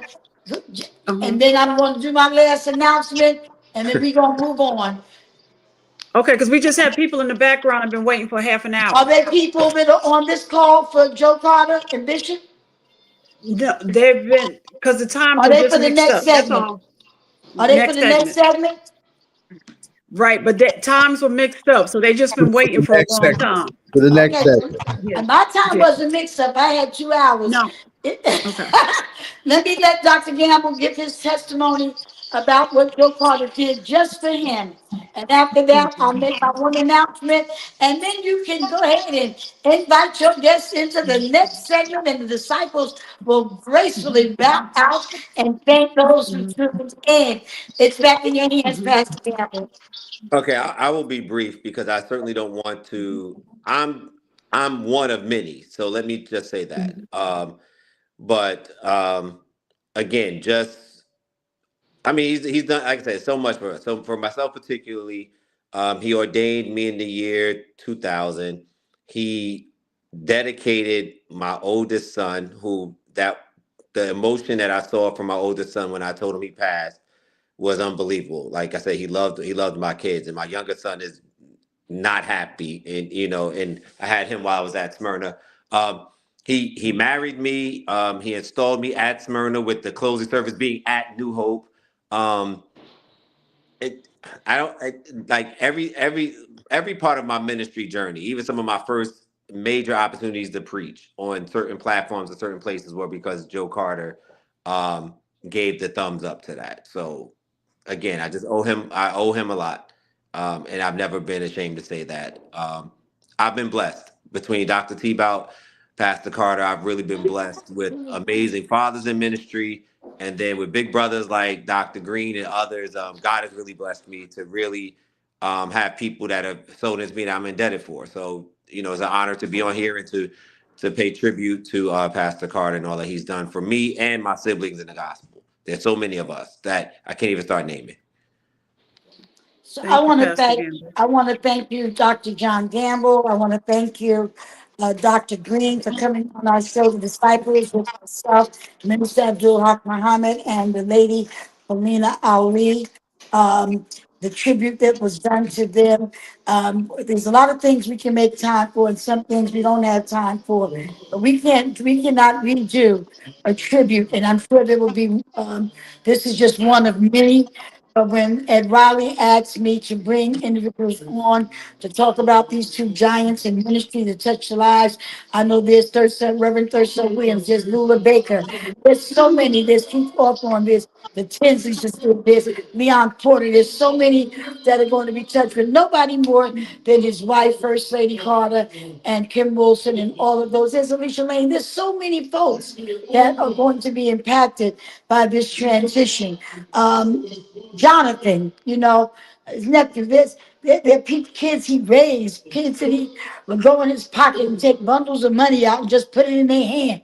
I've seen it. I met Bertrand Bailey. I met some preachers because of Dr. Carter.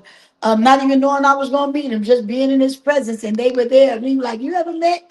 And so I thank God, even though I don't have the relationship that many of you that you had, Dr. Green, but it wasn't supposed to be me. It was supposed to be you when he was 11 years old to meet him. I'm just thankful to God that he was in Newark, New Jersey, carrying on the legacy of his own under after Reverend Seton Thomas. God bless all of you once again too. Talents Dunlap, Dr. Baker, and all those who he is a part of their family. I guess you can hear the noise in the back now. Don't forget the women's meeting. Don't forget Winter Wonderland starting Saturday, November 29th. Watch my Facebook page for all of the upcoming events in the city of Newark. Winter Wonderland, November 29th, downtown Newark, Mulberry Commons. Don't go to Rockefeller Center. Come on downtown to Newark with First Lady Baraka. And then we will have our meeting for our women on December 8th. I'll just have everything on my social media page if you want to know what's going on. But if not, if you don't follow that, you surely will be able to follow All Politics Are Local, where Ed Ronnie is our producer. And we thank you all for tuning in to our special second half of our programming today. First half was our Councilwoman Amina Bay and First Lady Linda Baraka. Second half, the one and only phenomenal man of God, Dr. Johnny Green, and our own beloved baby brother and son of the ministry, Dr. Gamble. God bless you all. And thank you to the guests that are coming on. We know we're in your moment. Baba Zayid, you didn't say nothing this whole hour. I am just floored that you didn't say, excuse me, because you are Nat Turner phenomenon. And I just know that when these men of God came on, that you, and I'm supposed to be doing a presentation. Lord have mercy. So y'all pray for You me. better go do your presentation before they start talking about you. And, Then we and have to, Huh? Councilwoman then we have to Roundtree, go looking for 'em. before your guests go, Dr. Johnny Green and Pastor Green and Pastor Gamble, this is a hip hop political show. Is there any artists, hip What hop, is your favorite um, hip hop that artist? you or individual that you listen to? And if not hip hop, who do you listen to when you're doing the work that you have to do with the people? Which individual or group artist do you listen to get you inspired to do the work that you have to do? I am a lifelong fan of Tupac. Tupac is I'm Tupac all and Biggie Come on. and Okay, Biggie, but okay. Tupac was my favorite rapper of all time. Most famous cub of the Black Panther And Party. and Yeah, clearly, and clearly, and Yes. clearly, I'm his little brother because Tupac is my favorite. I'm gonna go Pac all day, every day. yeah, All Pac got right. And Lady Balena, thank you both. Is there anything you have to say before you leave us, or are you hanging out for the rest of the show?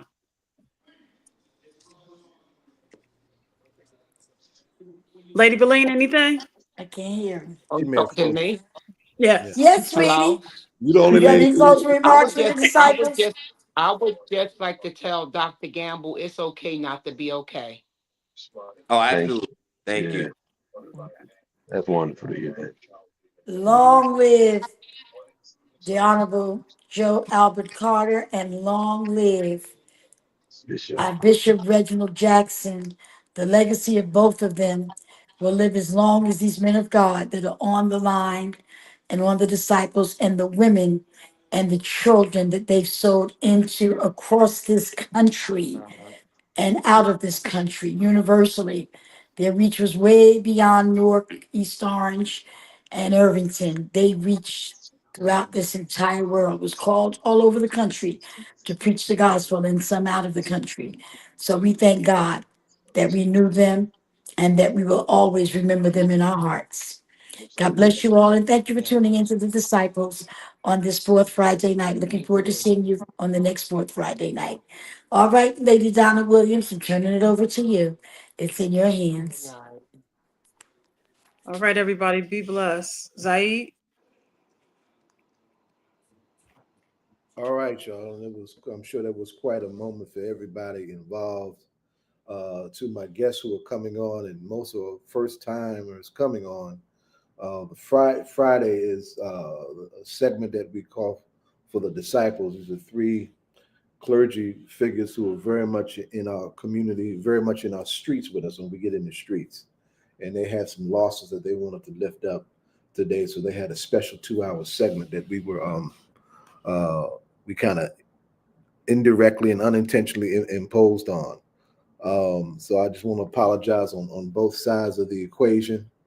I also want to apologize to my guests because Jonathan told us to come on at 7. I said not 8, and he never answered because I knew there was a 2-hour discussion that was in the air. With the few minutes that we have left, I want everybody to know that we're coming to you live from I don't even know the name of the town that we're in Pennsylvania. But we just finished the first of 12 legs. The first of 12 legs, 12 days of what we're calling the long march for Mumia Abu-Jamal.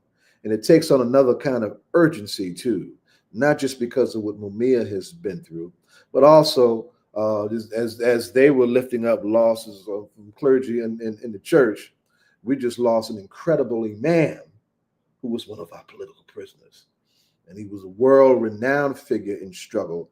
And I'm talking about none other than Imam Jamil Abdullah Al-Amin, formerly known as H-Rap Brown. And I have to say this, and I'm trying to, get my spirit together because we should not have lost Imam Jamil in the clutches of the state. I have been angry, very angry, and then really unable to express the kind of appreciation for the very round and full contribution that Imam Jamil made. And next week, I'm looking to have some guests on so we can really amplify just who he was in a way that can do him justice as best this platform can. So we're carrying a lot going into this march because, we have lost political prisoners in prison, and we shouldn't have. And we absolutely should not have lost him in prison. But where this last conversation actually helped me a bit, it was when you're talking about the Creator bringing you from this land to his land and removing you from suffering. We do know the Iron Man was mortally ill, terminally ill. That's why we're fighting so hard to try and clear his name so he could come home free and enjoy his last days. But how y'all handle that conversation about the relief and the mercy that the Creator showed to bring some others home, as you described, really kind of helped temper me for a minute. But Mumia is very ill. This march is necessary, and some other stuff is probably going to be necessary because these United States, all throughout the American prison system, Constitution says there'll be no cruel, inhuman, and unusual punishment. Nothing but a facade if you look at how elders are treated in prison. And don't let those elders be political like Imam Jamil was and like Mumia Abu-Jamal is. We're here to crutch that facade and pull the wool off of that violent white lie and try and save our elders and try and save and free Mumia Abu-Jamal. I should have with me, and I can only see my big head on the screen. I should have with me the great Lisa Davis of the Black is Back Coalition. I should have with me Karen Dinkins and Yusuf Abdat from Public Square Amplified. This would have been their first time on, but of course, Josie Gonzalez has always brought Public Square Amplified into our space. So I really wanted to give them, a chance to be a fresh voice, fresh faces for Public Square, and to give their own presentation, their own report, their own view from the field on what we did today and what we started today. And we're just getting started today. Lisa, by the way, was supposed to be with us a week or so ago because we were getting ready for her, going back to court for her, and her appeal is due. In fact, Lisa, let's start there because I don't see Karen and Youssef. We may have lost them. Before we go into your impression of the day and what we're doing, I want you to remind. Okay, Zayid, there's Karen. There's Karen. Karen, will come on in, Karen. Good to have you. Stay right there, Queen. We got you. Stay, she went Wait, back. she just popped back out. Okay. Yeah, she may be having some connection issues. I hope she can get in. Right. Okay. Karen, I really appreciate Karen coming in the way that she has. But Lisa, very quickly, when do we go back to court for you? And then let's pivot and talk about what we're doing on the Long March for Mumia. You're muted, Lisa. There you go. I'm unmuted?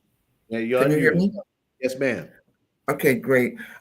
We go back to court on December 12th at 2:00 p.m. and it's going to be in December 12th. Yes, it's going to be in Newark and at 2:00 p.m. And the judge is Joshua. I just had Joshua Hughes, I think is his last name. But it's 2:00 p.m. We will certainly be putting information out there, and it's going to be in Newark, 50 Market Street. We will turn it up and we will turn out. You know how we get down. Yes. Lisa, tell us now. That I should say, as I'm introducing Lisa and Karen into this space, we had a presence. We had a very Jersey presence in this particular engagement today. Karen and Youssef were representing Public Square Amplified. Lisa's representing Blanchard's Back. One of the key architects of this was Steve Bernhardt and his wife VJ from the People's Organization for Progress. We had some folks here that were, and of course, Chairman Lawrence Ham was also very much. Lawrence Demo and I were out front. Larry Adams got involved. Larry Adams is one of who had all of our backs today. So there was a very real Jersey presence in this march, and we expect them to participate in all the ways that they can as we go through. So Lisa, give us your impression of this first day and why it was so important. And Karen, you jump in right behind her. But also, I just want to shout out Sister Salima Hadid from New Jersey as well. Yes, I'm sorry. Yes. That's right. So we did have a very strong presence, and she kept the train doors open for me because I was running so late this morning. But I thought it was very powerful and very, very important. Mumia represents so much about everything that is wrong in this colonialist society, and he's also such a very strong figure.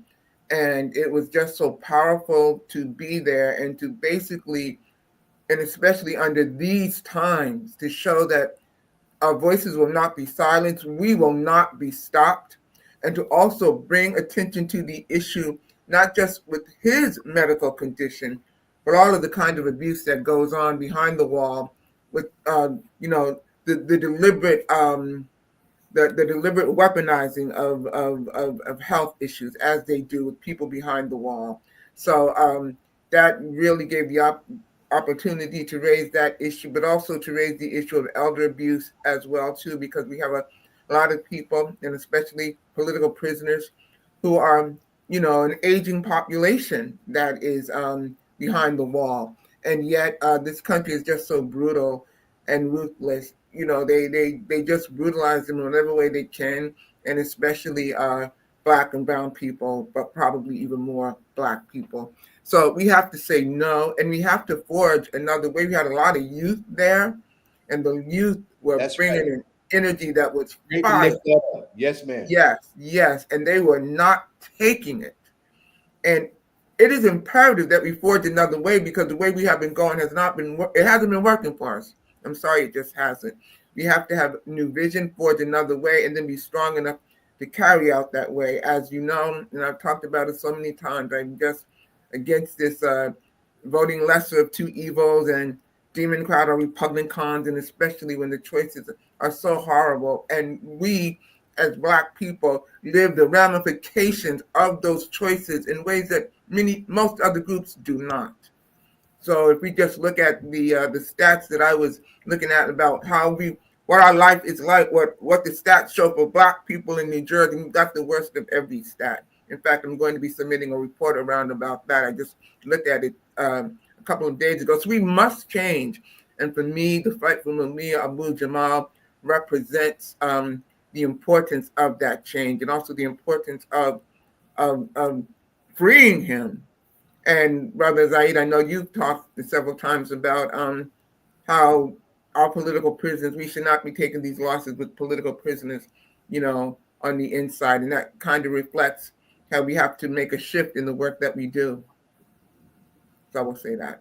Thank you very much. Thank you very much, Melissa. I really, really appreciate it. And also want to lift up the fact that not only are you one of our strong, proud voices in the Black is Back Coalition, but you also out front on the question of health in the Black is Back Coalition, right?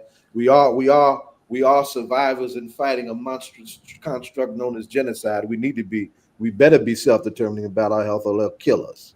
Straight up. Karen, jump in. Okay. And let me just say this. I feel terrible that we don't have you on screen because Karen looks like what we want to see in a Black woman who's a journalist on camera. Yes, she's got that look, right?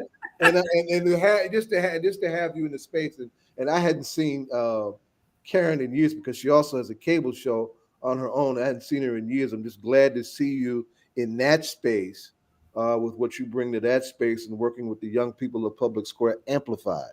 So as you come in, Karen, I want you to share your Public Square Amplified story as well as your view of what you saw today with us on the ground for Mumia Abu-Jamal.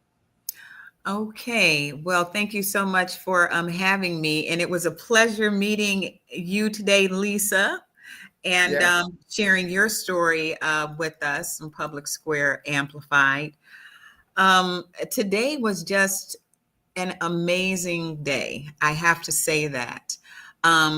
Just to meet people who just had hearts for raising awareness about this subject as it relates to the medical care and human rights and about our aging prison population and how they are mistreated.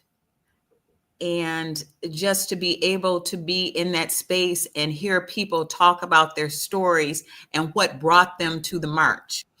And like Lisa said, I was just very impressed to see so many races of people, so many ages of people all coming out with one purpose to bring awareness to these very important issues. And I was just very happy to be a part of it. And you're in Fort Washington.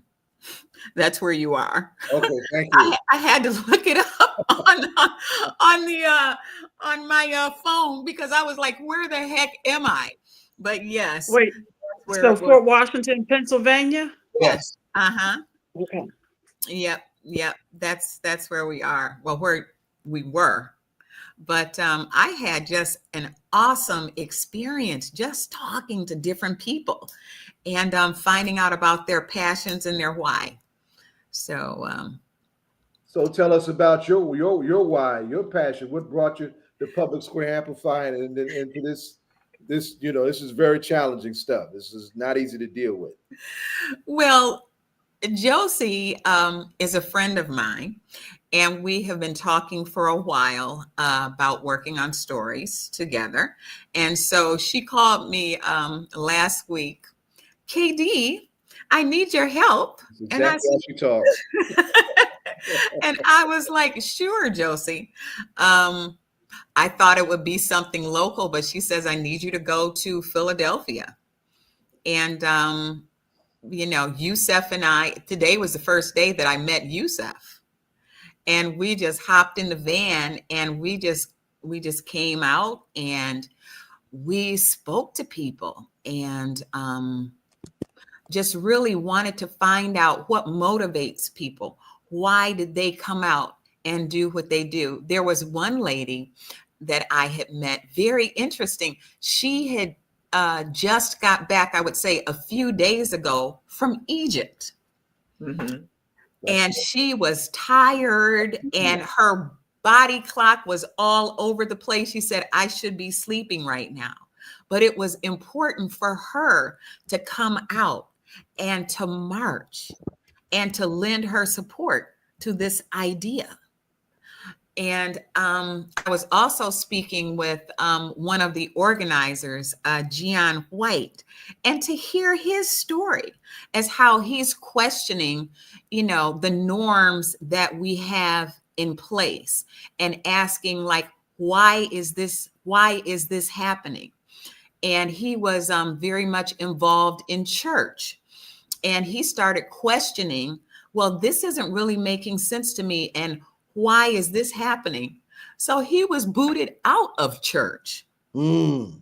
And so he was sharing the story, that he just has questions and he does not like the way things are going right now in the political arena. And he wants to be a part of the solution. And he said that when he was in church from a young age, he was organizing different things in church. So he said, you know what? Why don't I take the skills that I have and organize this walk?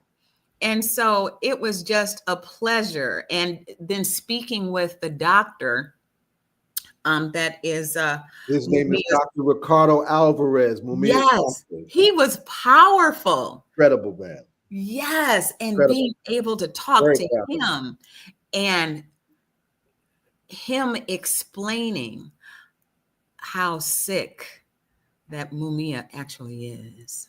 Well, and since you're right there, yeah, what have you learned about just how sick Mumia is so folks can hear this from someone other than me all the time? Oh my gosh. Let's see. He needs to have a surgery on his eyes, but he has congestive heart failure. He has hypertension. He has glaucoma and a few other things as well. But the overall situation is when you are aging in the prison system, that is someplace that you don't want to be because they do not do anything preventative. He said that he has diabetes and that could have been prevented, but they didn't give him the necessary care that he needs, and they want you to be extremely sick before they start treating you. And that is very intentional. Very intentional, very intentional. And so the way that you have to move the needle and get things done is to raise your voice and have people behind him making awareness about what is going on. And it's almost like shaming them into doing what they need to do and do right by these prisoners. He also said that after a certain age, you are no longer a criminal threat. So he's in his 70s. So why not release him from jail? And it's also interesting because I met with Noelle, and she is Noelle Hanrahan of Prison Radio. Just for yes, purposes. Go ahead. Thank you. So I met with her, and she was really interesting as well because she's brilliant and she's tough. Yes, and she used a private eye. Yes. And so then she told me, she said, well, I just got my law degree about 4 years ago, and I'm no longer doing prison radio. I'm passing the baton. I'm going to concentrate full time on getting Mumia released. And she said, it's not if it's going to happen, it's when it's going to happen. So That was my day. I had an awesome day. I did, just speaking with so many different people, and we're going to put the story together, and we're going to tell the story. I told everybody, and you'll see it in the chat, to follow Public Square Amplify and at publicsq.org, and we can look forward to those stories. Let me just amplify several things that you said, and I'll walk backwards and forward. Noelle Hanrahan, what she has done with prison radio has become hugely important to the continuing of Mumia's work in a very real, firsthand, and literal sense. Mumia, as a young journalist, made his mark doing one, investigative journalism, and also being an excellent commentating broadcaster.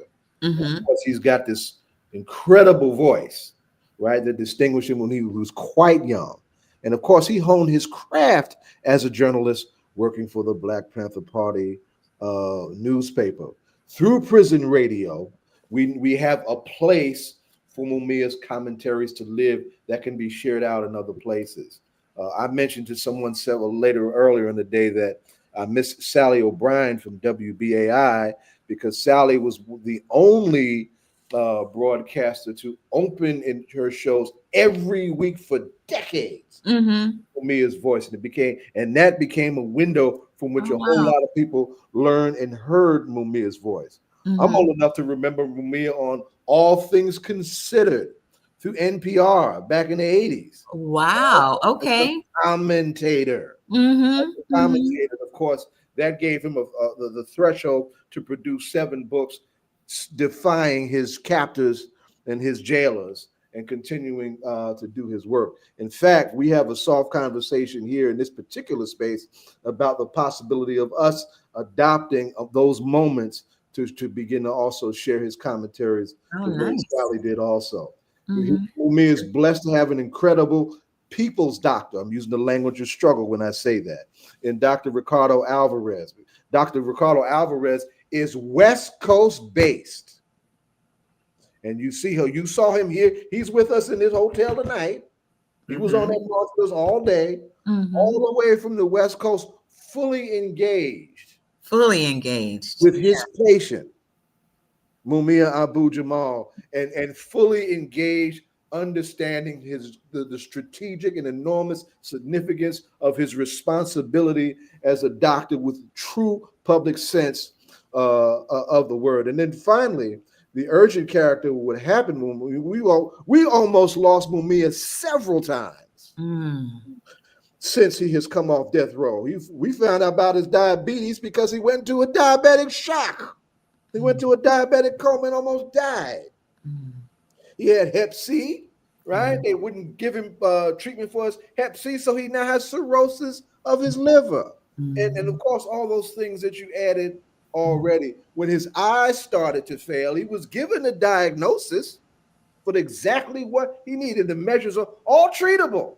Right. And he had to raise hell, and it took 9 months. 9 months. Long enough to have a baby. Right?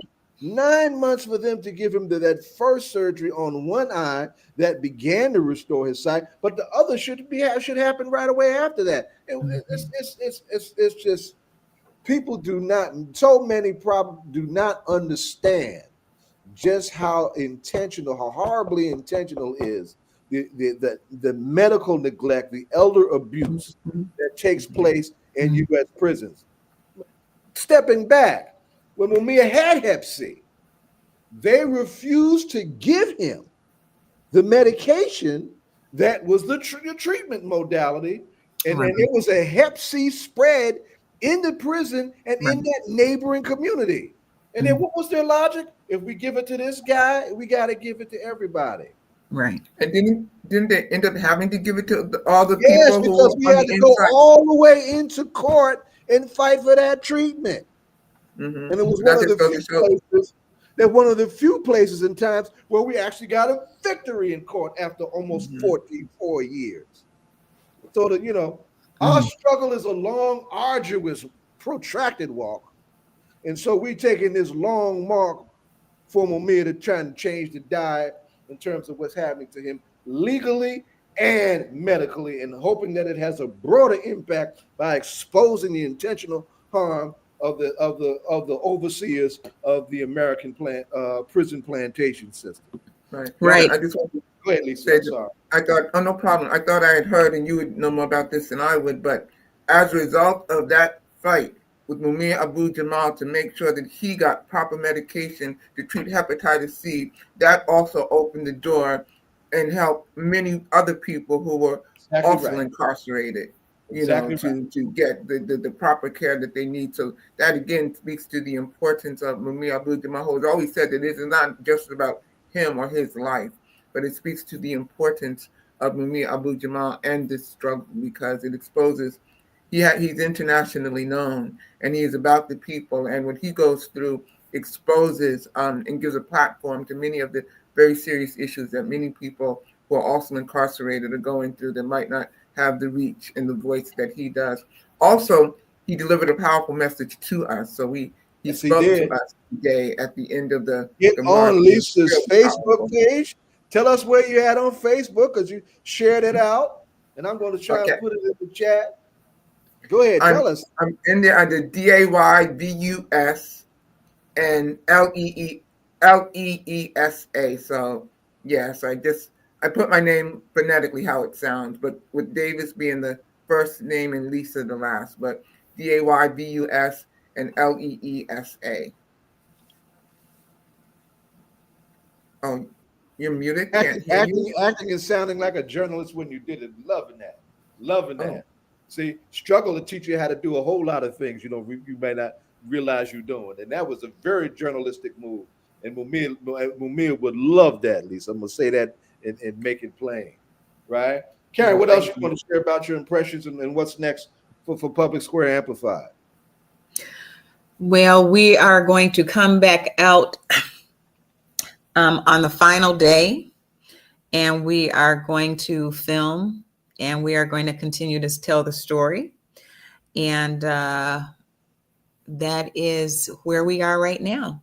We do have a few other stories brewing, and just want to highlight the struggles that people are having right now in terms of just living, with prices being so incredibly high. People are losing their jobs, and it's hard. You did? Oh yeah. I'm sorry to hear that. It's all right. It's all part, they're casualties in war. I hate casualties, but it happens. Yeah. And then, like, how are people surviving, and what are they doing? How are they changing their spending habits? And we want to talk about that, because maybe other people can glean some help and see what, people are doing. But we want to bring that into the forefront and discuss that. So that's going to be the next thing that we're going to do, because the prices are just going up. There's no end in sight. And people are out here struggling, benefiting from that. And Karen, that would be, if you come on, notify Zayid to talk about that subject more, to come on, because it's so, relevant. And when people are struggling, it kind of causes you to kind of put your head down and figure out how you're going to move forward. Right. And, and so when you hear, in one context, and, from the our federal government, the administration, about floating things in front of people's, whether it's a $2,000 check, or just keep telling people groceries are down, when that you go shopping and groceries are up. So all of these things, and to how, and even, the collective conversation about, we know that this was a big shopping day, and kind of get people to refocus that, the psychology of how people feel obligated to, and how people can kind of, recenter, to refocus on how they're spending their money, and to be quite frankly, not to spend when we don't have it to spend. That's right. That's right. Maybe there are no Christmas toys, or maybe there's one or two Christmas toys, because people have to make real decisions when they go to the grocery store. I know I'm not the only one. There are Right. other people out there that have to change their spending habits to make their money go longer, because you have to do more with less. So I want to talk about those type of things as a collective, and maybe we can glean some insight that other people are doing that might be able to help us. Well, I know that Karen, they've been calling let for me ask you. Go ahead, Sid. You go ahead. You go ahead, a sir. mass blackout beginning, what was it, November 25th through December 5th, I think. So, Right. and a lot of people are seeming like they are going for that. And it's not just Black people talking about it, it's everybody talking about it. And I saw that too. A lot of people are talking about it. So I'm very curious to see how it pans out. Yeah, let me Exactly. and two things very quickly. I just want to also appreciate, we just had 2 hours of clergy, just to put a spiritual spin on this. When we talk about the withholding of our dollars from our oppressors, that's the feminine principle. Mm-hmm. We remove ourselves from the domination of the day, right, and let you deal with what you need to deal with, so that what ain't right gets right, right? And we've had some epic stories about how and when we have dared to remove ourselves from our oppressors, and how they exploit us through our dollar. And the most epic, of course, is the Montgomery bus boycott of 1955 in 1956, 381 days of not getting on them segregated buses. We made them white folks, we gave them white folks a serious message without punching a single cracker in the face. Oh yeah. But Karen, I want to come back to you on this. Ooh. When you heard Mumia's voice today, was this your first time? That was my absolute first time. And what say you about what you heard?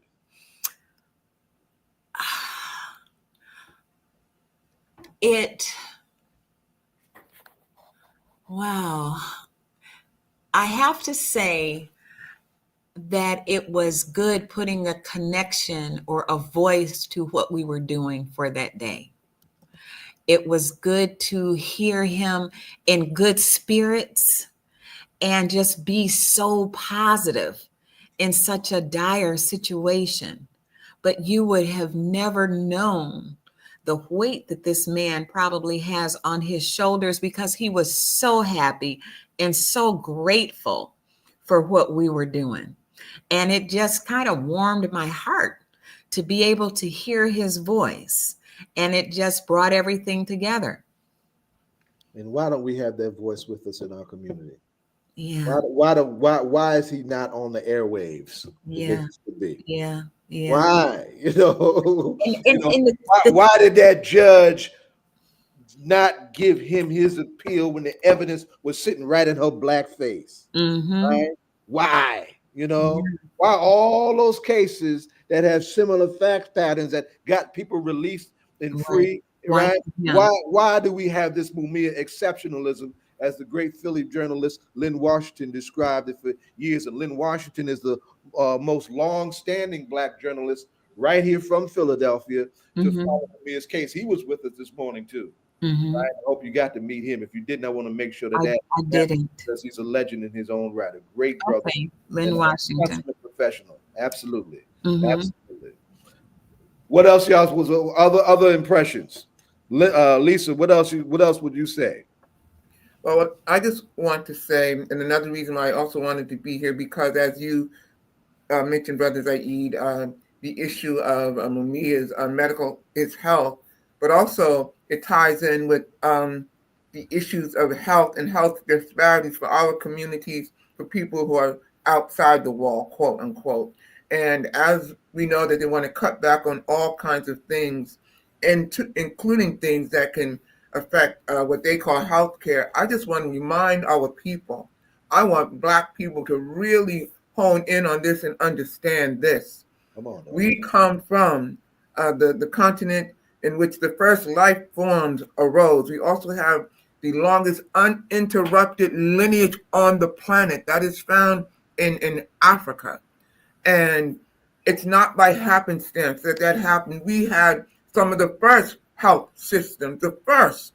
Absolutely. And our knowledge, what the colonizer calls science, is what they define as science.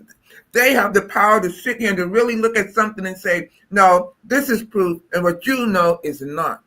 And it's based on what they want it to be. We have to understand the knowledge that we had, the power that we come from, and what those our understanding and how we relate it to the earth, and understanding, that humans are earthlings, and what Africa gave to us. We've got to get back to that. I will tell you this much, and this was known, that when they had them healers on them plantations, many times the so-called overseer or the quote-unquote master, many times would want to go to the healer.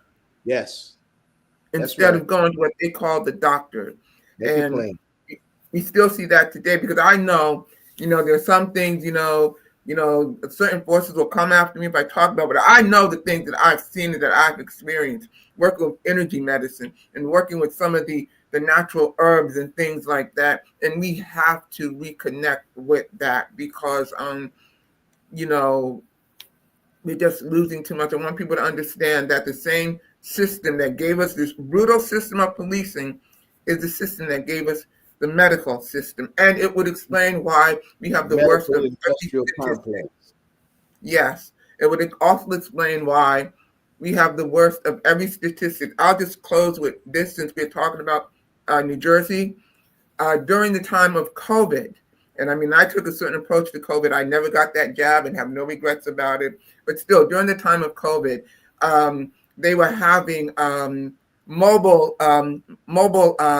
healthcare units. It was Dispatch Health that was providing mobile services for COVID. So if people felt they had COVID or whatever, mobile urgent care, they would come to people's homes. And they had this in Essex County. And you had to put in your zip code to see if they were serving your zip code and if they would come to your zip code. They did not come to black zip codes. I was putting in every black zip code that there was, Newark and all of that. Every Irvington, Orange, East Orange. They didn't come to black zip codes. The zip codes that they came to were white. Now, urgent care didn't just happen to just say, I want to come into Essex County and do this. They had to answer to certain people. They had to, I'm sure, go through certain avenues within the state. I'm sure they had to present a plan, and nobody could ask them what communities they were going to be serving. Yeah, the zip codes, they did not serve black zip codes. Make it plain. Make it plain. Let me lean on some healing roots that I think are important, germane, to this conversation too. You heard me start this conversation talking about the loss of Imam Jamil El-Amin. We have an ongoing conversation about the loss of my big sister Asada Olugbala Shakur. One of her comrades who liberated her was none other than Dr. Mutulu Shakur, right? A kid from Queens who did not go to medical school in the sense that conventional doctors do, but he went to China with the Black Panther Party and saw the capacity of acupuncture to do so many things, from anesthesia to all of it, but honed in on the whole question of detoxifying our community as the state was dumping and facilitating the chemical warfare to take our people off the street. So we have our healing traditions of all kinds, from Imhotep to people forget about Bookman Dada. Bookman was a healer. From the Haitian Revolution, he was a healer. He was a healer to people like Dr. Mutulu Shakur, right? And in the end, just like in fighting against the prison state, prisoners have to become jailhouse lawyers just to fight their way through the system. We have to be just as self-determining about our health. And I salute my friends and family and comrades from the Cuban Revolution, because not only did they make that one of their supreme priorities, they have showed the world and embarrassed all of the northern world what medical sharing and responsibility looks like from a place of international human solidarity, right? Right on, y'all. I guess as we begin to wind this segment down, Donna, why don't you ask the ritual question and go to Karen first because this is her first time with us. Well, we have Rhino's not in the background, so I'm gonna ask Karen 2 questions. I listened to a radio show on Friday, Karen, and they were talking, and it was it's a professor who has a radio show. Her name is she's from Medgar Evers College. She's a lawyer. I just lost it, but she's on Urban View, and she was talking. And she does Lori Favors. Say it again. Larry Favors, right? Thank you. Yes, Larry Favors, and she maybe every month she does a call in from the elders of our community. And they were talking about and thinking about the economy, like you said, how did, like post Reconstruction, how did we in towns in South, Jim Crow and all of that era, how did we get along as a community? What were some of the things? And, several sharecroppers had called on who are still with us. And, they were talking about, how we relied on each other in terms of whether it was going next door to borrow a cup of sugar or, whatever the case would be, or if something, and how pivotal the church was. And if something urgent happened, like they would ring the bell at the church. But one of the things that was constantly said, that there was never, ever felt a need of nobody going without because everybody supported one another. And in your conversation, I just wanted to say that because they said that it wasn't kind of in terms of until, like post integration and things like that, where we became more separated and we begin to strive individually, and we had more struggles than we did when we had to work together. So yeah, I just wanted to say that to you because it was something, just listening to those elders talk about, at a time when they had so little that they had so much, in fact. Right. But that's when they had community. There was community back then. And like you said, people are more individualistic now. But you felt like you weren't in it by yourself because Miss Johnson was next door and Miss Johnson could help. That was my slave name, Miss Dinkins. My slave, I used to be a Johnson. You did? You used to be a Johnson? I never knew that. Okay, all right, Mr. Johnson. Might have been one of my aunts. Yeah, but that is good that you brought that up because I think that's what it's all about. And if we could go back somehow, or maybe you can't go back, but build something new and something different, but all based on community and coming together. Collective. So think about as you go to that point, to the ritual question, of course, right?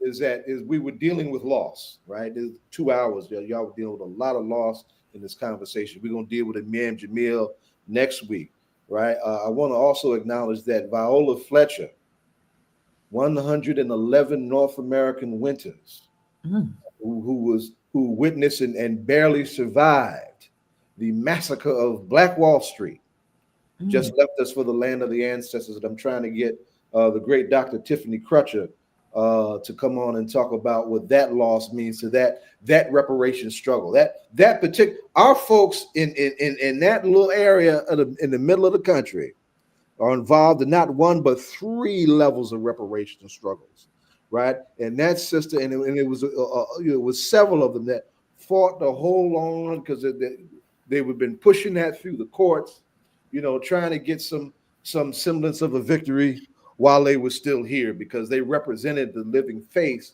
of just what happened, and they could not be denied on the facts and on the truth of went down, and that community. And we had communities like that where we took care of each other, and did not allow ourselves to be defined by the segregation and the terror that we faced because of this country so backwards and racist when it comes to race. So let's come back to them. So just to amplify your points.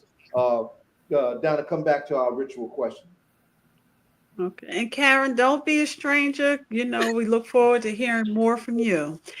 With that being said, this is a hip hop political show. And we like to know, when you are doing the work that you do in the community, is there a hip hop artist, individual, or group, or whoever you're listening to, that you when you go out to do the work or get ready to do the work, who are you listening to? I will tell you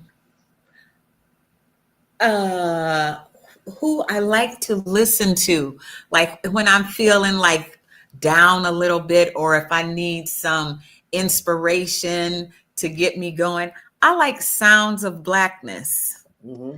And and in the midst of struggle, that song, I love that song.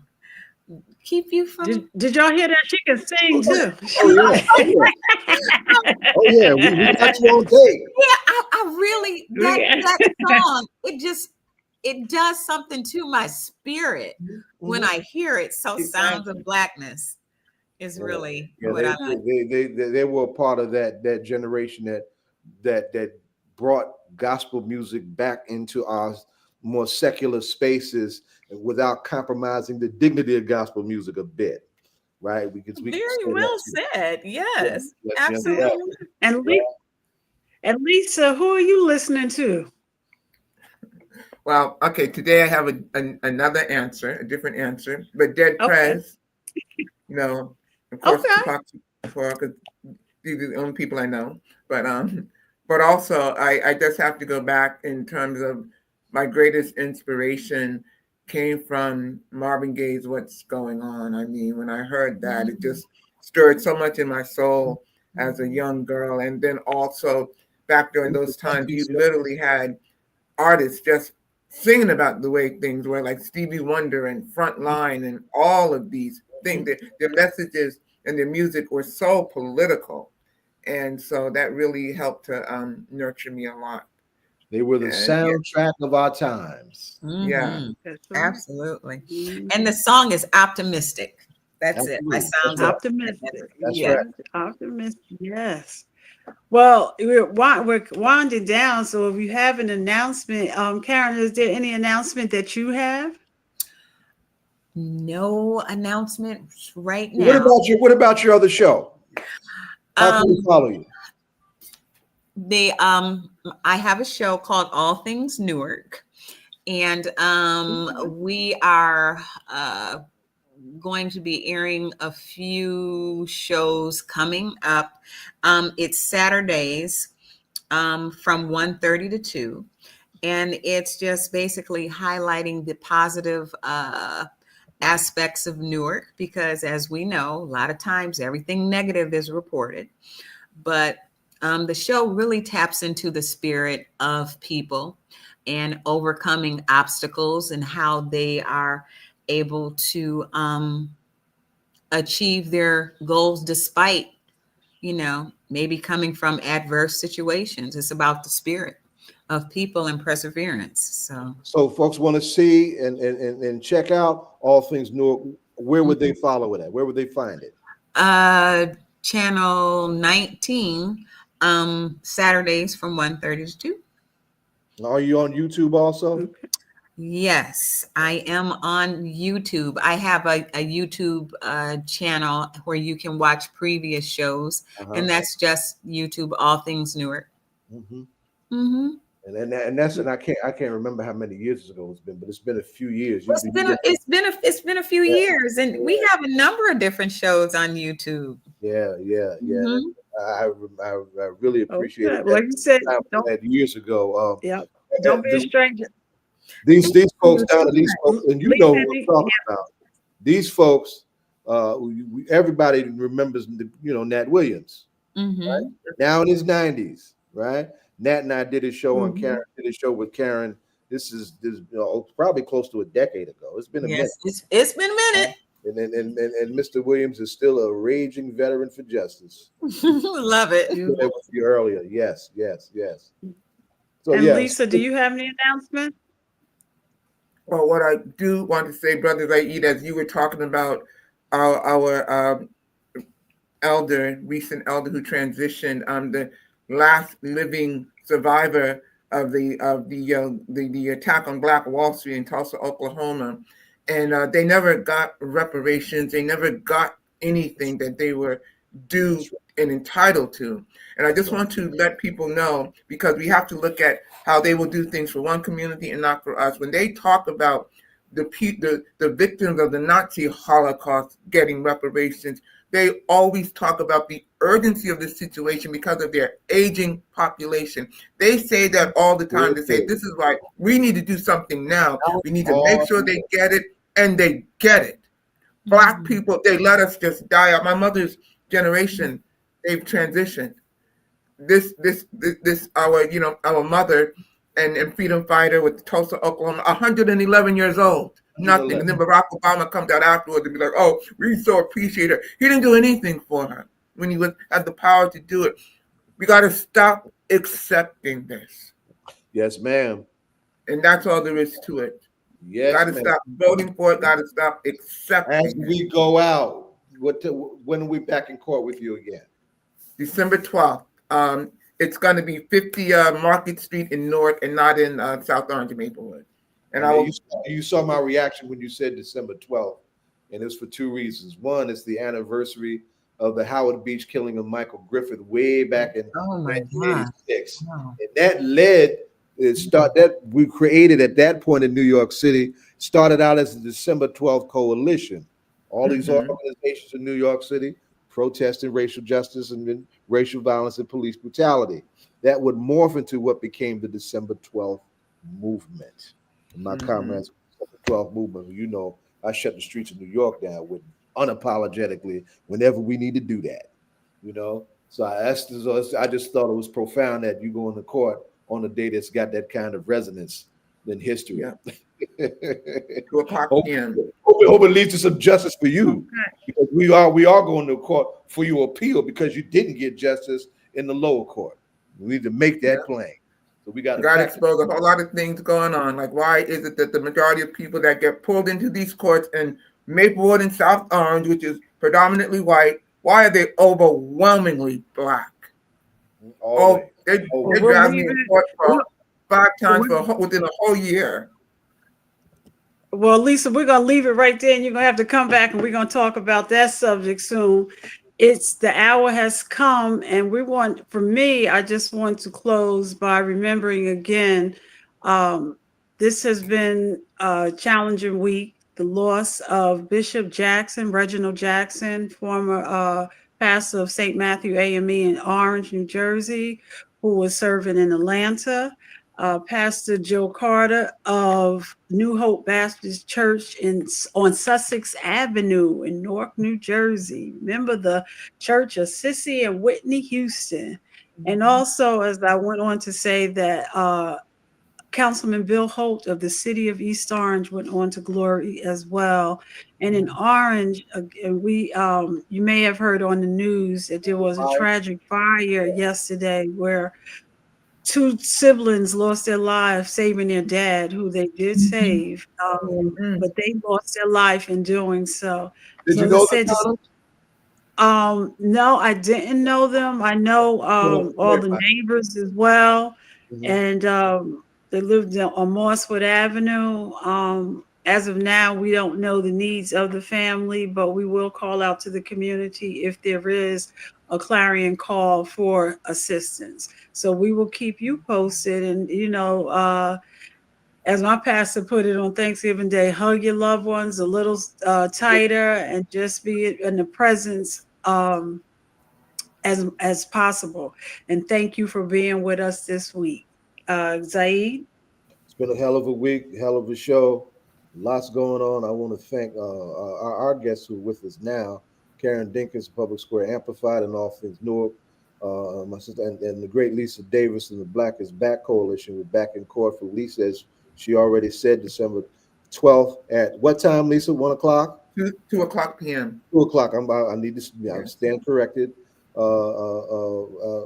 Downtown Newark for her, and we are marching. You know, the dates that we chose converge on the anniversary of the ordeal that put Mumia in the clutches of the state. Mumia walked into a bullet and on December 9th, 1981, and was framed for killing a Philadelphia police officer. 1981. So we are winding up this 12-day march on December 9th, 2025, where he is being mistreated at SEI Mahanoy, right? To bring some justice to him. So we look forward to y'all joining us next week. Same time, same place, same rhythm. All politics are indeed local, and we will see you in the whirlwind. And all of our guests with the disciples as well. First Lady Baraka, the pastors, I was laying it on you for that. Day as well. Yeah, okay. And so all of them as well. And Ed Yeah. Riley, you're back. Did you want to say anything, sir?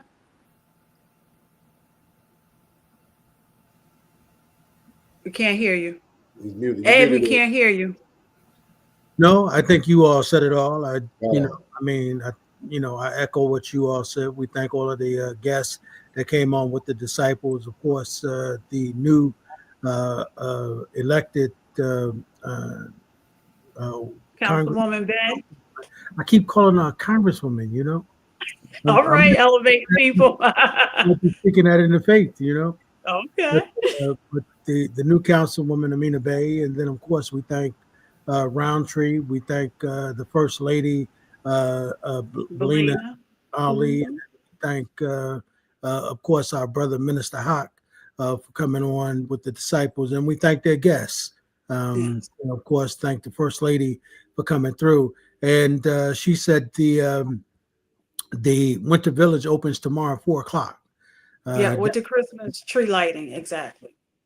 So tomorrow at 4 o'clock, if you guys are around, make sure you get down, get some skating in, and bring your kids. It's going to be a festive event.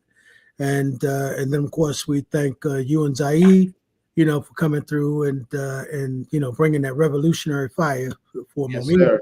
We appreciate that, you know, for keeping us honest.